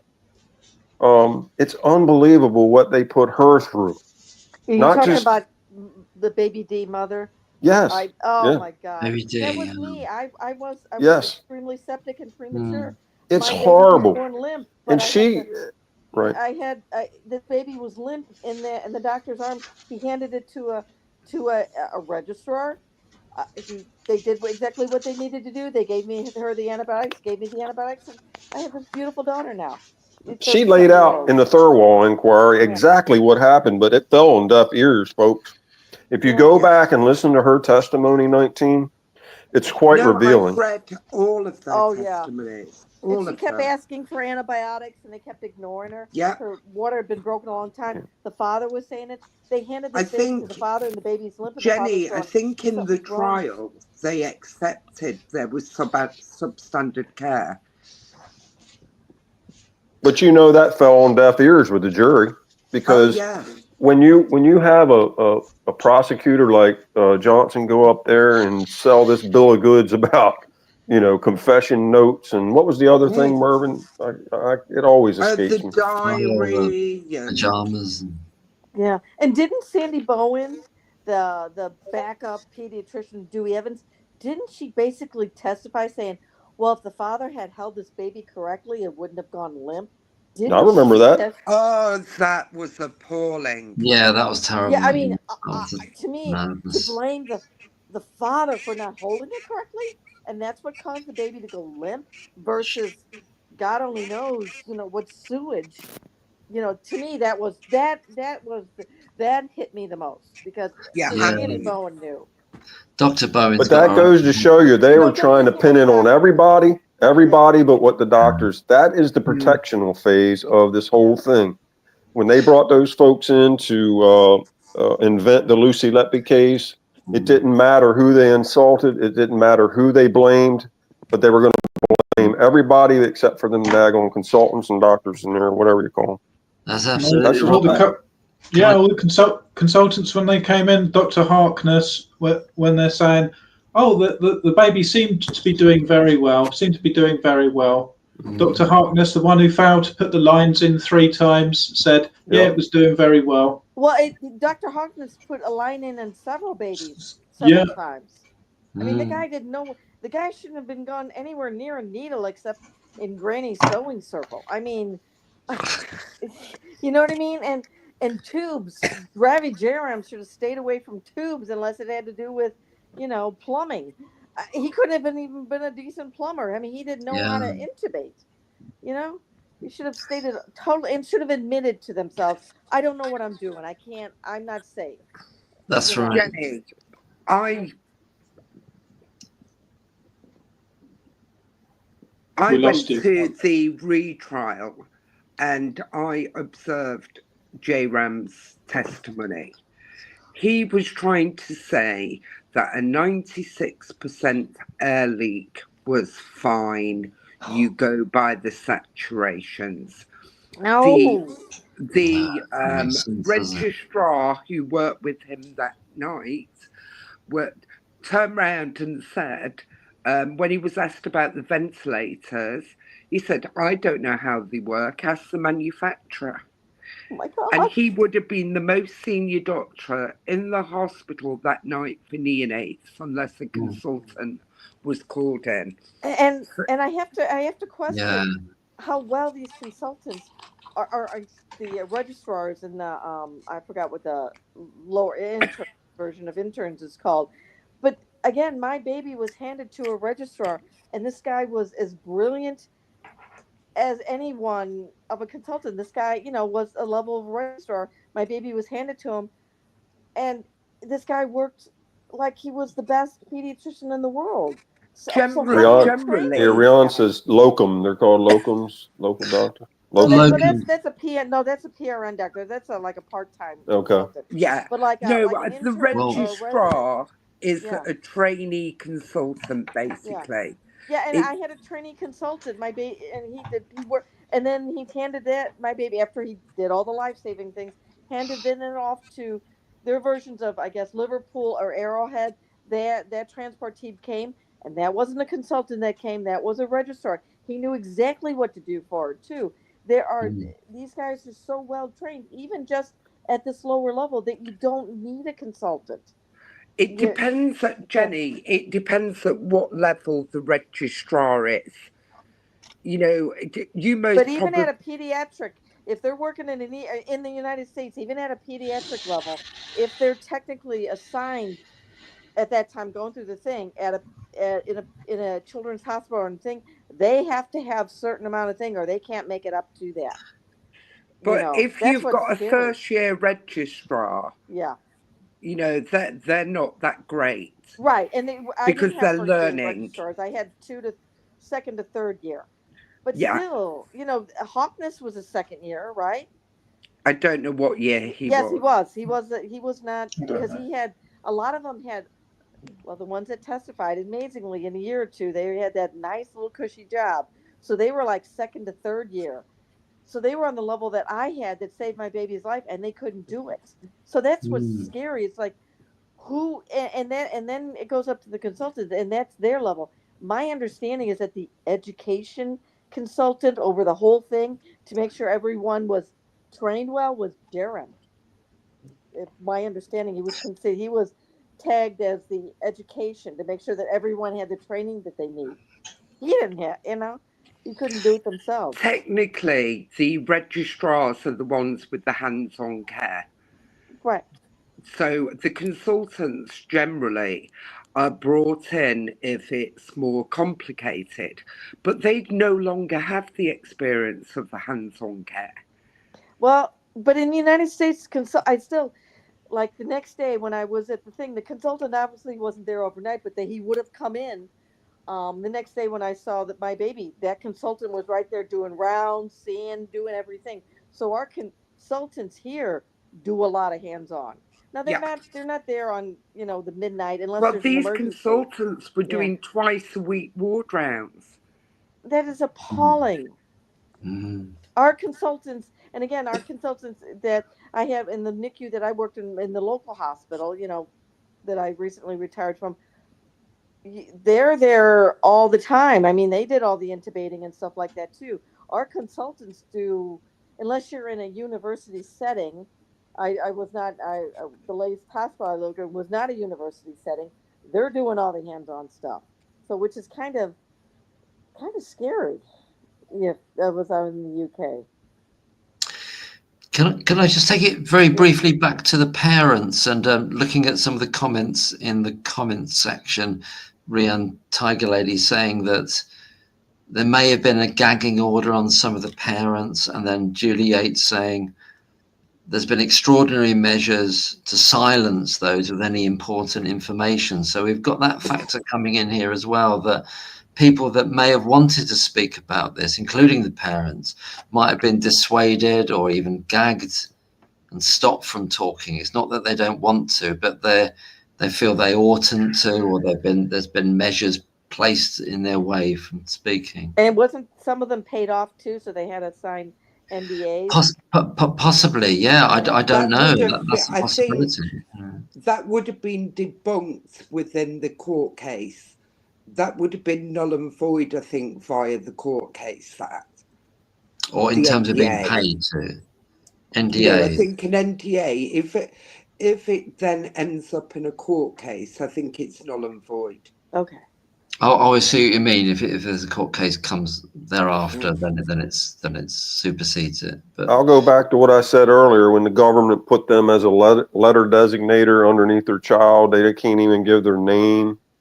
They can't talk to the news media. They can't talk to anyone about the case. I think it's worse on them probably than if they were to be able to talk about it and tell their story. Other than in the court. I agree. The babies. It's supposed to protect them, isn't it? I think it's hurt them more so than anything else, in my opinion. It silences them at the same time, doesn't it? And they're going to be silenced for a very long time, unfortunately. Somebody has put in the chat the risk report showing Pseudomonas was withheld. So who was responsible? Did you really know about it?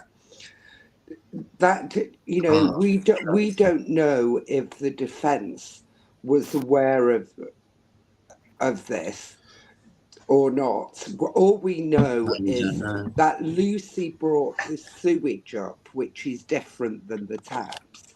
And then the defense had to quickly bring the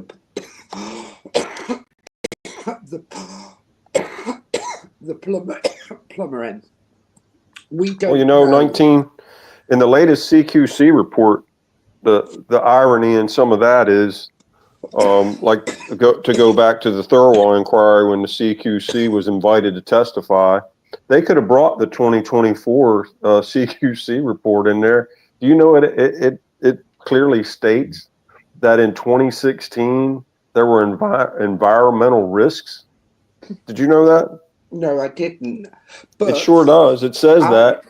I think the defense was blocked from bringing a lot in because apparently they were blocked from bringing the Royal College of Physicians, Royal College of Pediatric and Child Health report in because it had to pertain to one single case to bring it in, where really it pertained to all the cases. Correct. Absolutely. So, environmental risks, but they don't mention what they were, presume, Merlin, that happened with that report, which is abysmal in my mind. And also, so that was the judge's decision, and yet the judge was telling the jury, you can take everything into account as a whole. So he said, does Judge Gash, has he done any other trials where he screwed up too? Like Dewey Evans, we have quite a thing.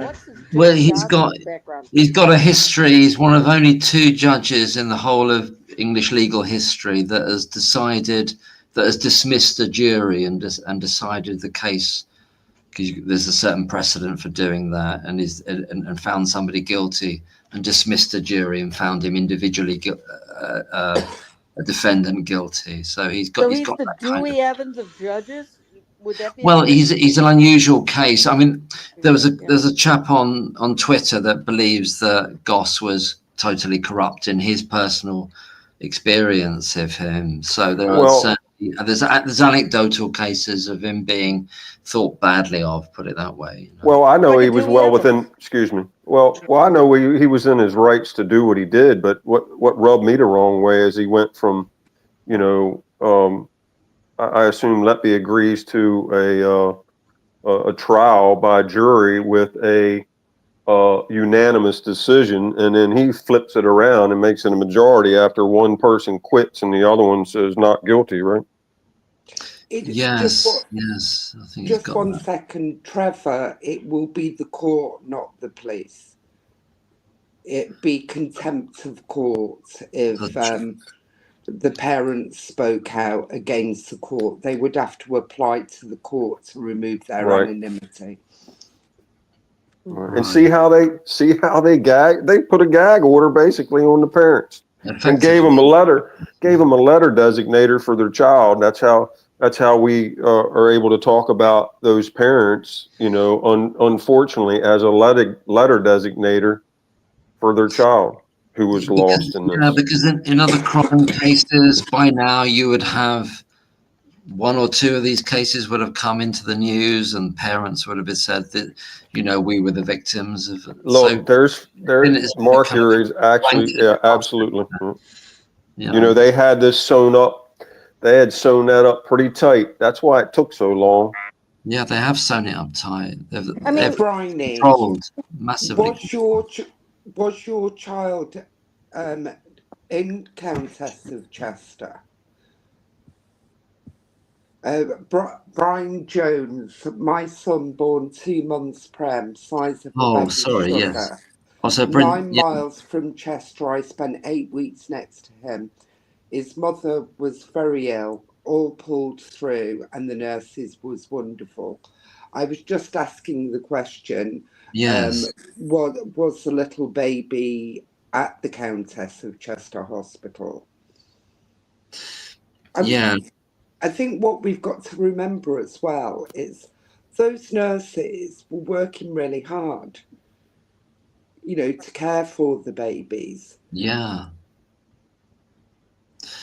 Yes, absolutely. And then there was a deficit of necessary senior cover there, wasn't there? There was a deficit of them.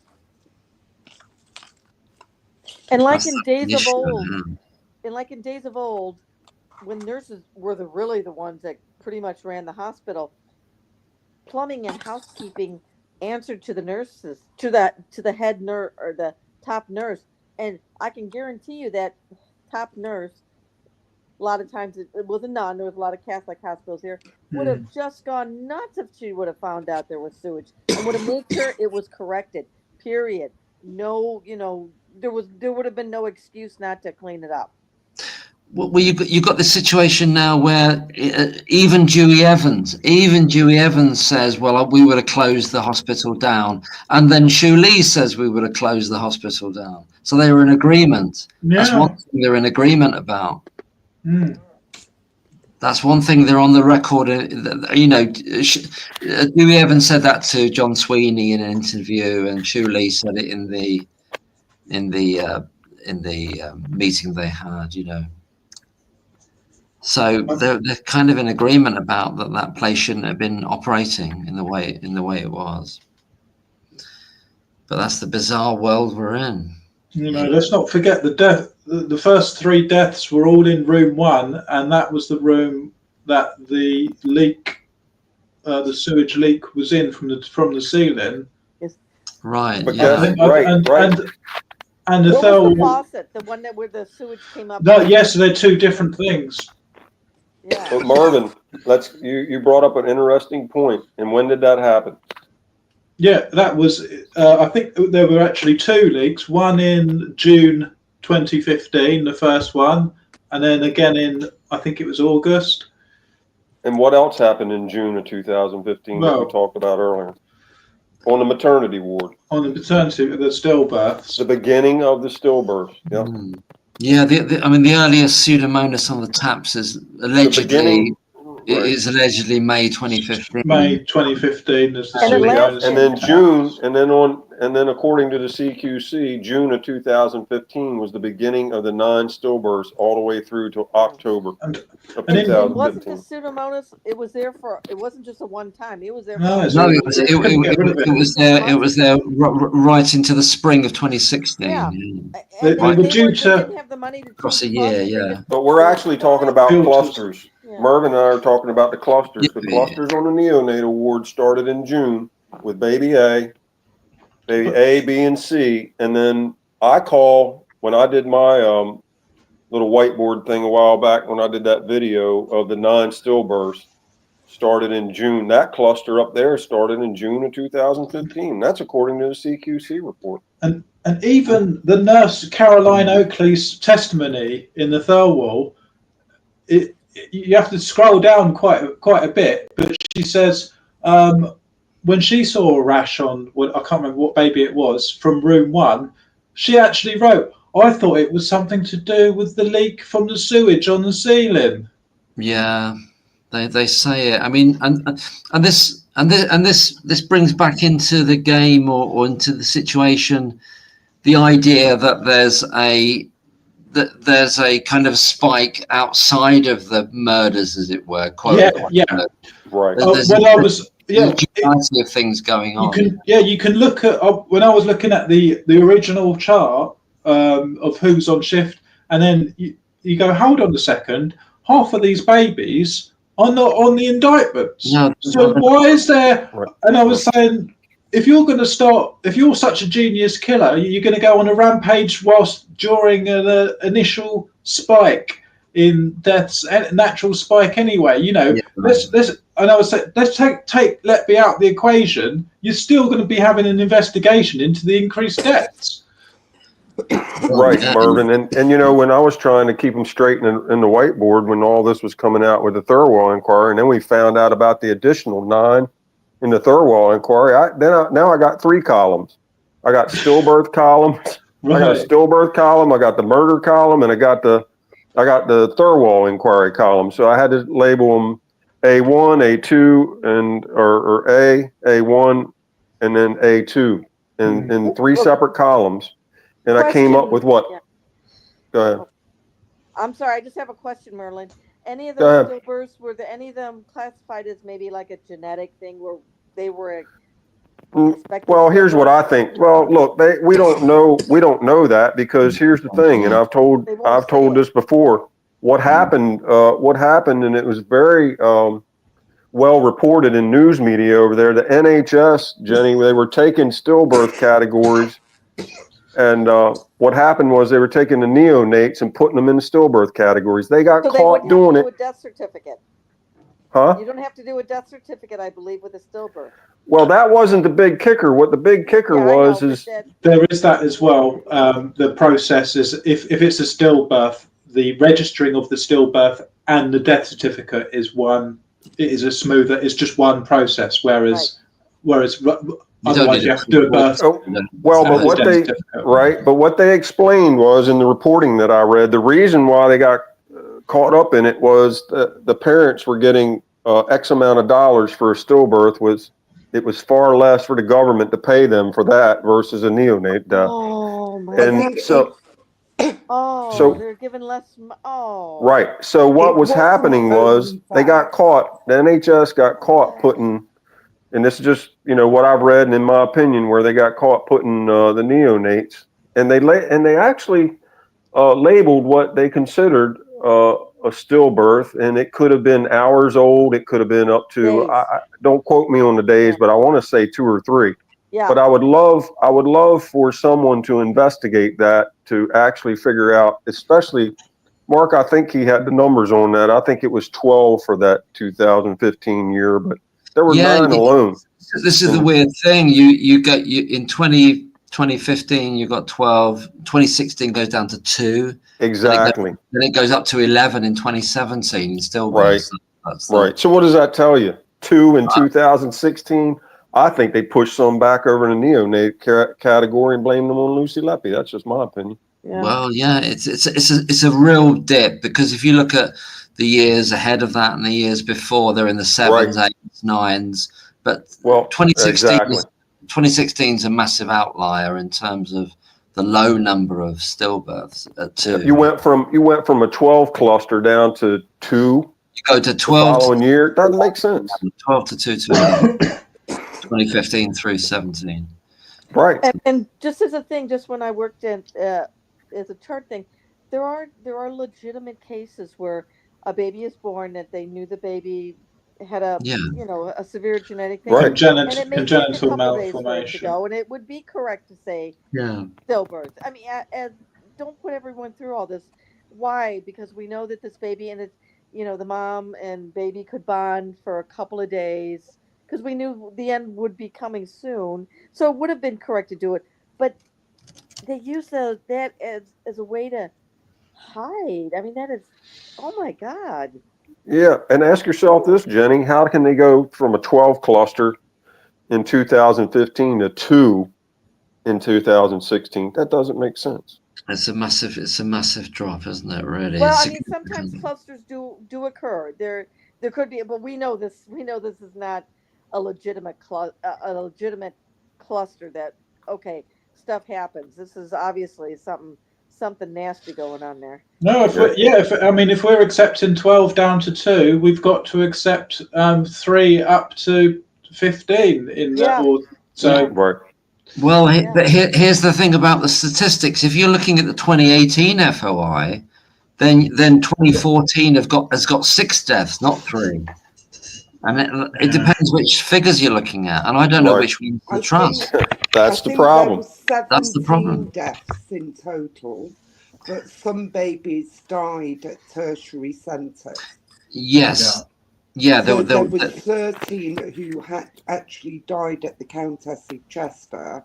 Yeah, and there were three at tertiary centres, and there was 1 in the in the delivery area, wasn't there? So that's that makes up to 17. Some of the babies they ruled out, Jenny, did have congenital abnormalities. Yeah, and you can see on some of them it says congenital anomalies. So that is expected, but obviously they not compatible with life. Fit under a stillbirth thing. I mean, just how cruel. I mean, the parents need to have the death documented in the most. I think needs to be accurate. Accurate for the parents' sake. I think it was exposed by a set of professional parents who brought this to the public. It did, right? Because they were like, right, 19. They were like, oh yeah, but I heard my baby cry. So how can that be a stillbirth? I think the baby lived for 5 days. Right, exactly. On mechanical ventilation, they lived for 5 days. Oh my God, no, that would at the hospital I worked at, we would have never, if this was an expected death, this wasn't at the Countess of Chester. This was elsewhere. Right, it was elsewhere. But still, we would have. It would have been in a cot with the mom in a special, beautiful room, and however many days it took for them to bond and to do, we would have never done anything so far as intubating or IVs or anything like that. It would have just been for comfort for the mom and the baby, but we would have never classified. Jenny, something that bothered me about when I read the CQC report and how Lucy Letby was chastised for part of what her role was, and I think that role was cast upon her by the hospital because they didn't have a bereavement midwife.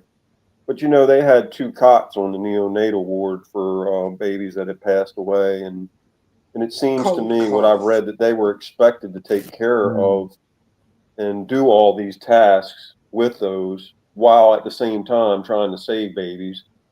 And I just find that really bizarre. And then for them to turn around and you know, tell the public that she had no business doing that, when everything you read in the CQC report and other folks had talked about, that was their duties. The nurses had to take care of those issues because they didn't have a bereavement specialist, and it's clearly outlined in the CQC report. And that's a nurse's duty. Mervyn, Yeah, the I patient think it's because the baby wasn't allocated to her. Yeah. That's why they criticised her for going into the room. Right, but what I understand through others' testimony is that they had difficult time with that task, and she stepped in to help them, even though she was having a difficult time. Yeah. There should have been a bereavement specialist. And it's clearly outlined in the CQC report that they failed to hire a bereavement midwife to take care of those responsibilities. And again, it was passed on to the neonatal nurses, just like the intravenous antibiotics from the maternity ward babies were sent back down there. So they had all these additional duties.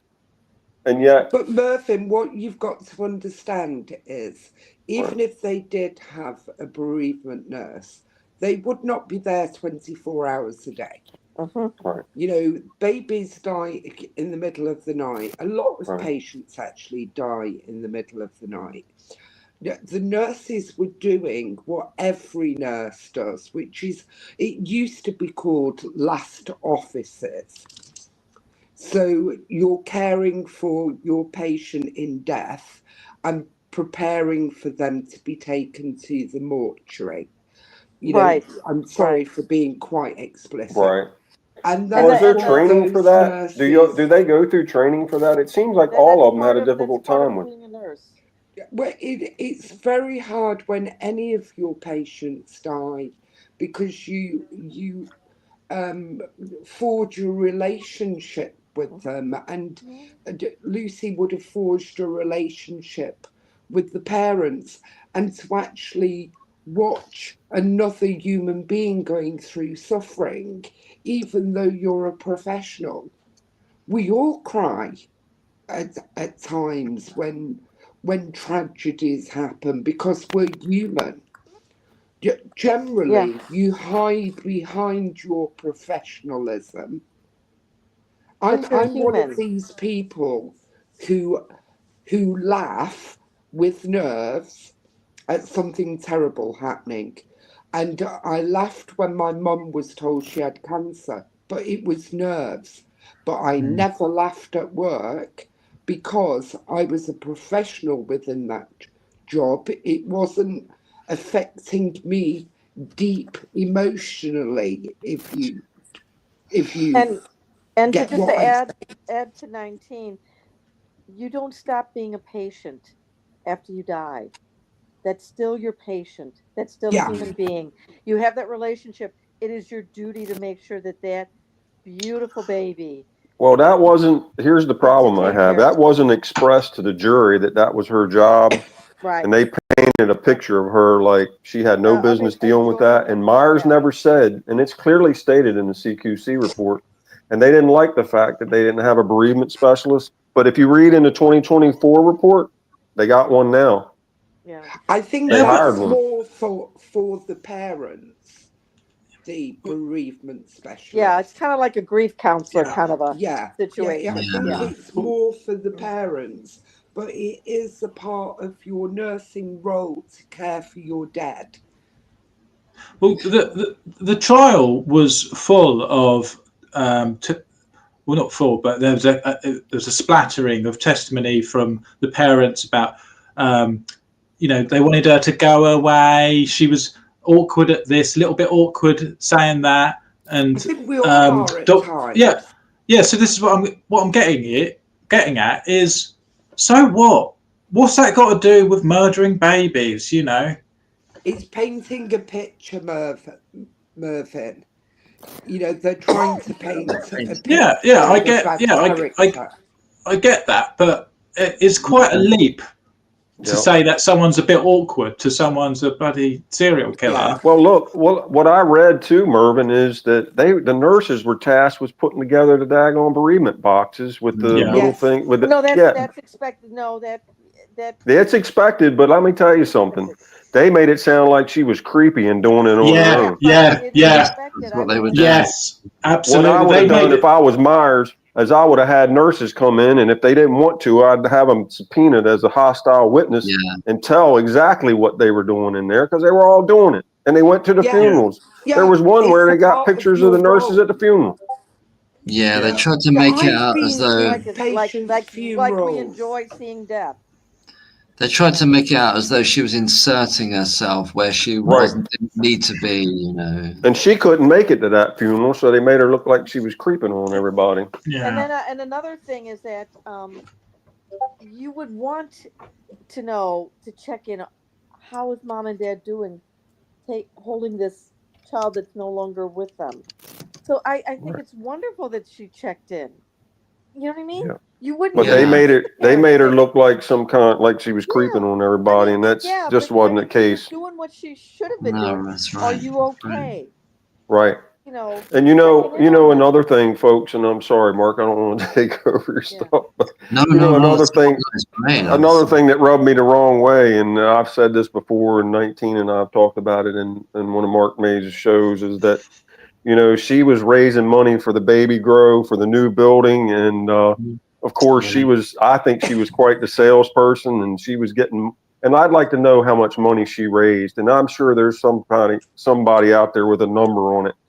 And, you know, that's part of the... There's a statement in Thirlwall that I seen last night. I only read a little bit of it. It's from Jane Tomlinson, and it's all about the baby grow appeal. Yeah. And I read that. I think I remember reading that before, and it was pretty scathing, wasn't it? I don't know, because the bit that I read last night was just very factual of how she became involved in it. Right. I didn't read the whole thing. Ah. Well, I read the folks that was in charge of that weren't too happy with the consultants. That's the part I'm talking about. I'd like to hear about that, Merlin. It's in Thirlwall, Jenny. It's one of the last downloads. It's in evidence. Yeah, and it's Jane Tomlinson. So. They might have cut some parts out of it, but I've read that in other reports. So basically, that campaign they did to raise money for the building.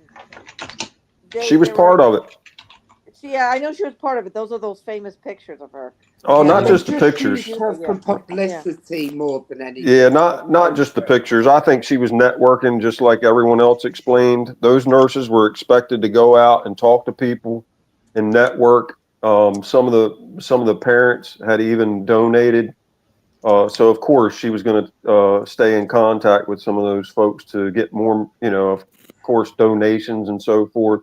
That's how were. Go ahead. Can I ask what you mean? They weren't happy with the consultants, or the consultants weren't pulling their weight? Is that what it was? Maybe just the nurses were expecting. I don't know the exact reason why they weren't happy with them. I just read somewhere that they weren't happy with them. Well, I'm not surprised. I'm sure they never showed up for rounds. Why would you think they would show up for to help with money raising? But boy, they showed up for their paycheck, I bet. Yeah. Yeah. So she played an intricate role, to my understanding, in raising money for that baby grow, and that's part of the reason why she was the face of it, in my opinion. But yeah, she wasn't given any credit in that regard. It was just okay. She was just she was a nurse with blonde hair and blue eyes, and I was going to say because she was blonde. I think because she was blonde. But that's not the case. She was actually raising money, in my opinion. Just like the rest of them were.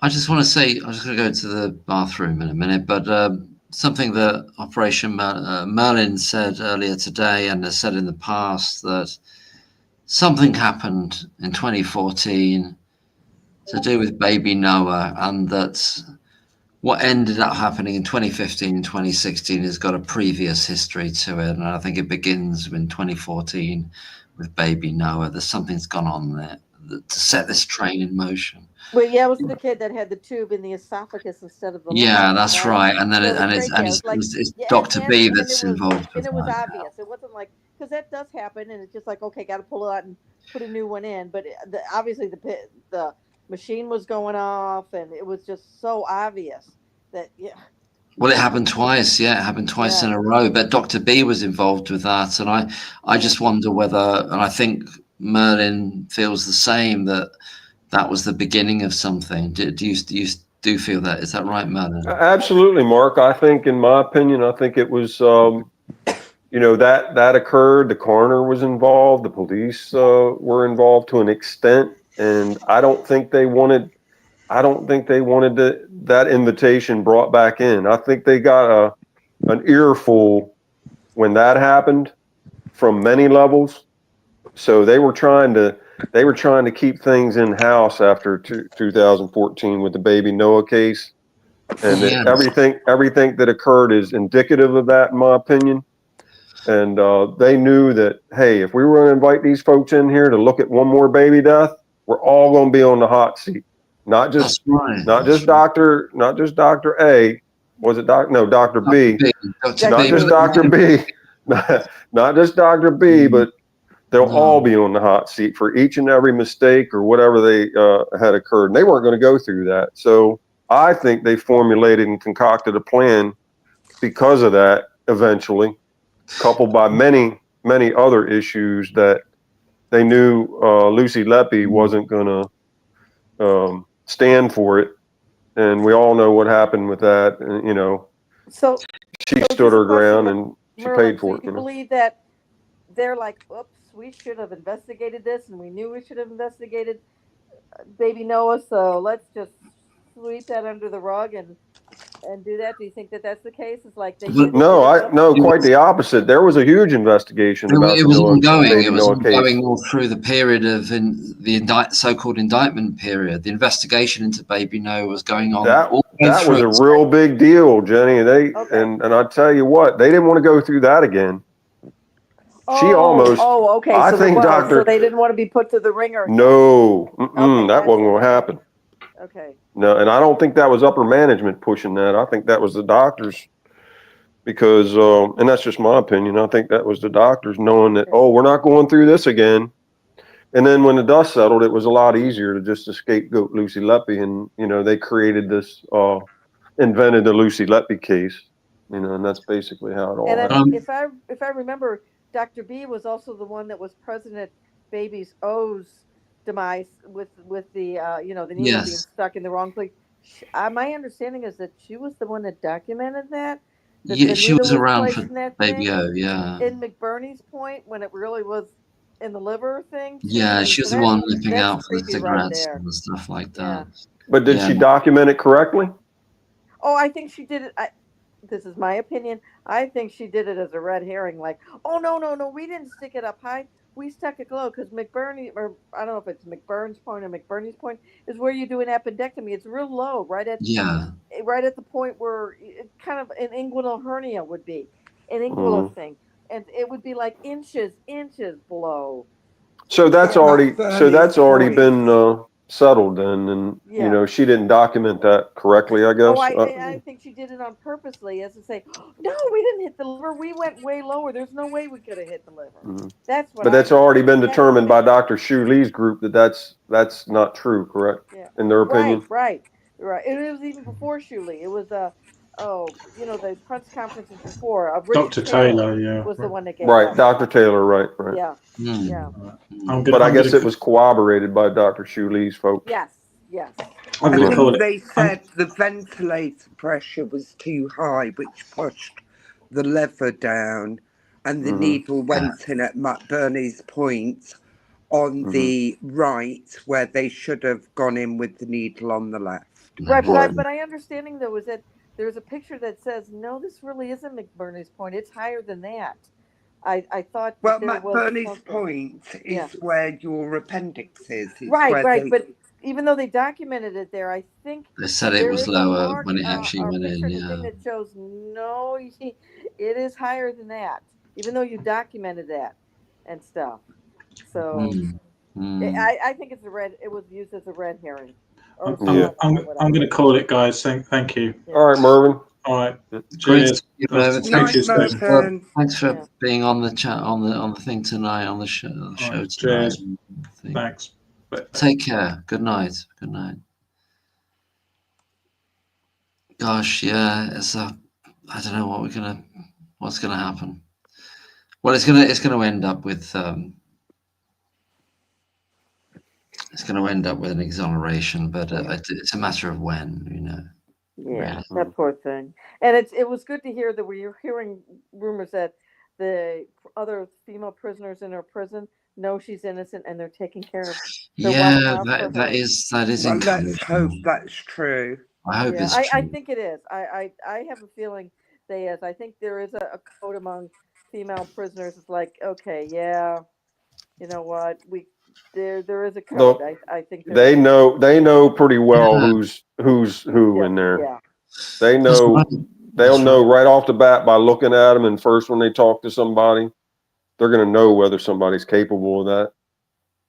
I think that's right. It's just an instinct. It's an instinct. Yeah. Yeah. I think I got a feeling she's been looked after there by staff and fellow prisoners alike. Yeah, because you know, they don't want to be known. They also don't want to be known as the bad prison guard too, because they know this. No, that's right. Too. Yeah, I think they know. And they're human beings too. They are. The prison guards are human beings. Yeah, absolutely. Yeah, I think there's a lot more common sense there than there is in a lot of other places. Anyway, in some places, you know. In certainly in our judiciary. So I think hopefully she's got protection in a way, you know. Yeah. And they know Mark McDonald's is there too. You know, he'd raise a stink if there's anything going on too. You know, he's not one to mess with. So, say that again, sorry, Jenny. I think also everyone knows that if she was being mistreated in prison, Mark McDonald would let it be known. Yes, he's quite a pit bull. Yeah, well, we haven't heard. That's something we've never heard about, because very early on there were these kind of scare stories that there was a horrible story very early on that she'd been attacked in prison, but it was soon debunked and it hadn't happened, and we've heard nothing about anything like that at all. Nothing. And people are sending her things too that, and I'm sure the guards are like, "Oh yeah, she can have that. She can have that." Yeah, I'm sure the guards know she's safe. You know, she's not a problem. She's not a problem prisoner. So, you know, you know, they're not going to want to mess with a non-problem prisoner. They want to say, "Oh, great, you're not. You know, we've got other things to deal with. Thank you for being cooperative." I'm sure she's probably she's a wonderful prisoner. She's probably doing everything she's supposed. You know what I mean? Yes, she's probably I not do. giving them any problem or anything like that, which is sad. You think if anyone would be angry and just want to be screaming and fighting, it would be her. But I have this feeling she's not. She's probably just. I think it doesn't matter that she's a good prisoner. It's other prisoners' actions against her that's the frightening bit. Right. But I think she's. I think she's being looked after. I got this feeling overall that literally everybody involved knows that this is something that's completely wrong. Literally everyone. The police, Evans even knows, but they can't give it up. They can't give it up what they're involved in. Their egos. Yeah. It's gonna ruin them, and it should ruin them because of what they've done, you know. It should ruin them. It should ruin their reputation, at the very least. I mean, like, Evans should never have been anywhere near any court ever. He's a dangerous person, but he can't give it up. He's fighting for his survival. Hughes is fighting for his survival as a senior investigating officer. And that's where the funny part goes. Hughes and Evans, it's like they're the Monty Python skit. You know, it's like, let's just poke fun at them because they're so ridiculously stupid that it's like, that's where Mm. we can really just go after them, just their stupidity. Yeah. I love Mark, I did love you- how your videos that you do about it too. You're great. You're great. I love your humor. So Mark, did you see where it was commented? Yes, a very great guy, Lord Sumption, nailed the whole case in 6-minute video. yeah. Well, yeah. I mean, I think it's a mass. I think as you've said, Merlin, and other people have said, Lord Sumption coming in at this point, it's almost like there's a timing for everything, and it was too early for him to do it before, but he's just waited for the right time, and Right. it's come across. He's like assimilated it, Yeah. and he's come in at a certain point in time, and I think that's a game changer. Personally, So he did it as a way, waited as a way then to put that baby to bed, kind of a thing. Knowing I think so. that- I think he so. knew In he had such a good reputation. I'm just going to wait. I'm going to wait, and then I will put that baby to bed. So good for him. I believe so, but I mean, I suppose it might be an element of him catching up with everything. Yeah. There's an element because there's a lot to catch up with if he hadn't looked at it personally. But Right. I think once he has addressed it, he's addressed it in such a powerful way that it can't He be just wanted to ignored. make sure his ducks were in a row. Yeah, precisely. Yeah, that's You know absolutely- who I would like to see make a statement about this? I'd like to see Justice Jackson make a statement about it. That's who I'd like to see. Is that Oh yes, the judge is that the wrote to appeal? God. Yeah, Yeah. yeah, Is that the yeah. appeal judge?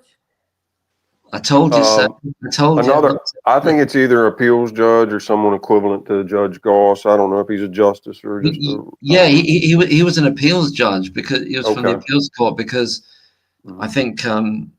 I think he'd seen Evans's work, hadn't he? And he'd said, Oh, could you imagine if he gets the Lucy Letby case and it comes over from the CCRC to Justice Jackson? "Oh, that would be a poetical perfect. justice." Oh really. my Is that the one God! that wrote the letter about Dewey's Yes, Dewey the Frog yes. on Judge Goss? Oh Hello? my God! Could Yeah, you yeah. imagine what? Can you imagine what Paul Hughes and prosecutors and all that are going to think if Justice Jackson gets that case? Oh God, yeah. And then we're into the world of who gets chosen to receive certain cases, and then we're into why did Goss get this case? But then maybe that's another rabbit hole. But I don't know. But it would be amazing if. Well, I don't know the justice's name, but at the second appeals, the leave for appeals that Myers went to, that would be another good one too. I wish I knew his name. I know Mervyn and Yes. some other folks. Are you talking about the He guy will that be threw some shade against JRM saying I'll find it for you. Okay. His story kept changing. Yeah. Oh yeah. Could you imagine him and Justice Jackson sitting on there? I'd like to see those two make a statement too. I'd like to see that. That's the guys we need, and throw in Al Pacino from Justice for All, that film, and just we got a perfect trio. So or Gregory Peck, ideally. Yeah. But, Right. But I would love to know what the behind the scenes talk is about, in the robe room or something, what they're going, oh my God, can you believe this idiot? You know what I mean? Because They're probably fist fighting. Uh-huh. They're probably fist fighting. No. I'm sure they're laughing at Judge Goss because they're like, Oh no, my yeah, God. maybe, yeah, but I'm talking about each one having a disagreement with the other one. Not the two that we just talked about, but.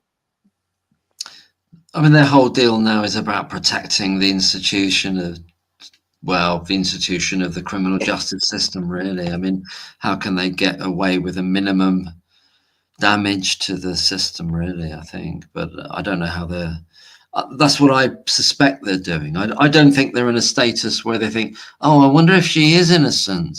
I think they know it. I think they know it. Yeah, that's what I was wondering. I agree. All the judges are talking.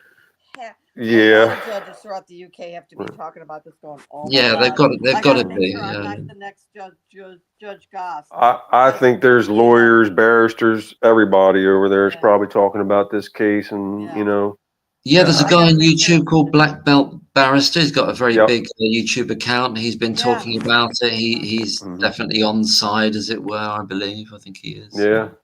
And I'm pretty sure he's like a patent lawyer or something like that. I don't think he's a criminal lawyer, but very, very bright individual. He has a lot of followers. Yeah. Yeah. There's him, and there's yeah. It's. I think they're trying to work out a way how to get out of this in some way without smashing the system to pieces. In some Well, way. they can't. Even every time they try to do it, they're just digging themselves deeper in the hole. They should have ended this a long time ago. They're just every day goes by, they're become more of a laughing stock. There's no way they can dig out, and I think they need to realize this. It's past salvageable.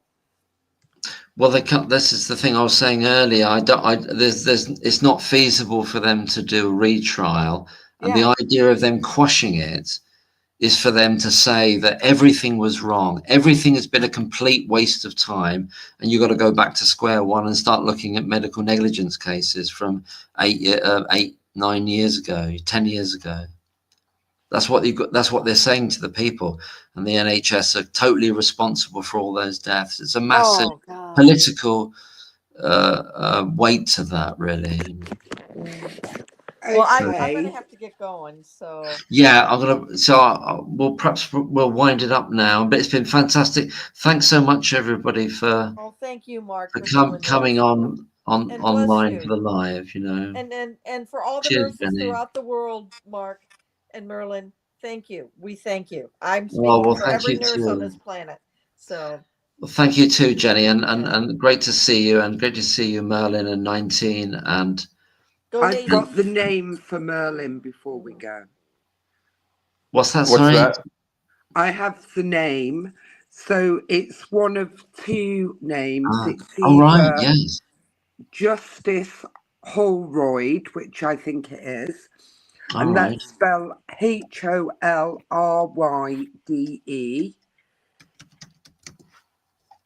Oh, it's got to. It can only be him because the others were two females. Well, thank you for that. That's very kind of you, 19, and very good research. And it says Lord Justice Holroyd. Yeah. Okay. Well, he seems to be. Not to rehash everything, but he seemed to be wise to what was going on, and I can understand, why he was giving Myers and them the heads up. In my opinion, that hey. You came in here today with this argument, but I think this is where you need to be talking about. And I think he gave him the heads up on that. He definitely did.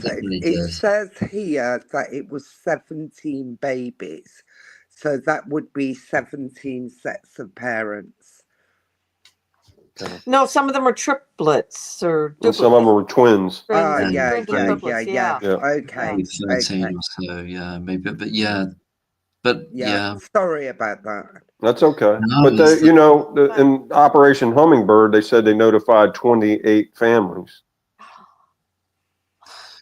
Right, really? 28 families. That's their words. Well, what's that about then? Right. Oh, well, there was these ones where they kind of started on an investigation, but they withdrew them, didn't they? Yeah. So, I think the 28 family notification was when Letby got arrested. Right. Oh, well, in that case, that doesn't make sense. Then, does it? No, I've always questioned that. Yeah, that's weird. Back, that's weird. Merlin, to the reporting restrictions. Right. It's not just the families. It's all those that was given anonymity. The reporting restrictions are for life on those people too. That's the only time you ever get that is of national security. Mm. So like a 9/11. Oh my gosh. Yeah. Oh my Quite God. bizarre.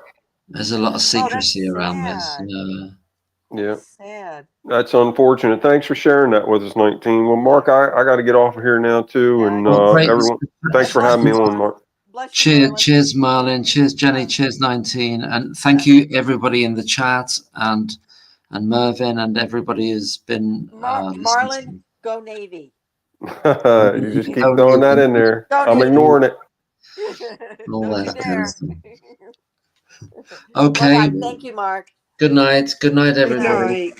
Sleep Night, well. Good night. everybody. Bye. Bye-bye. Take care. Bye. Bye-bye. Bye-bye. Bye.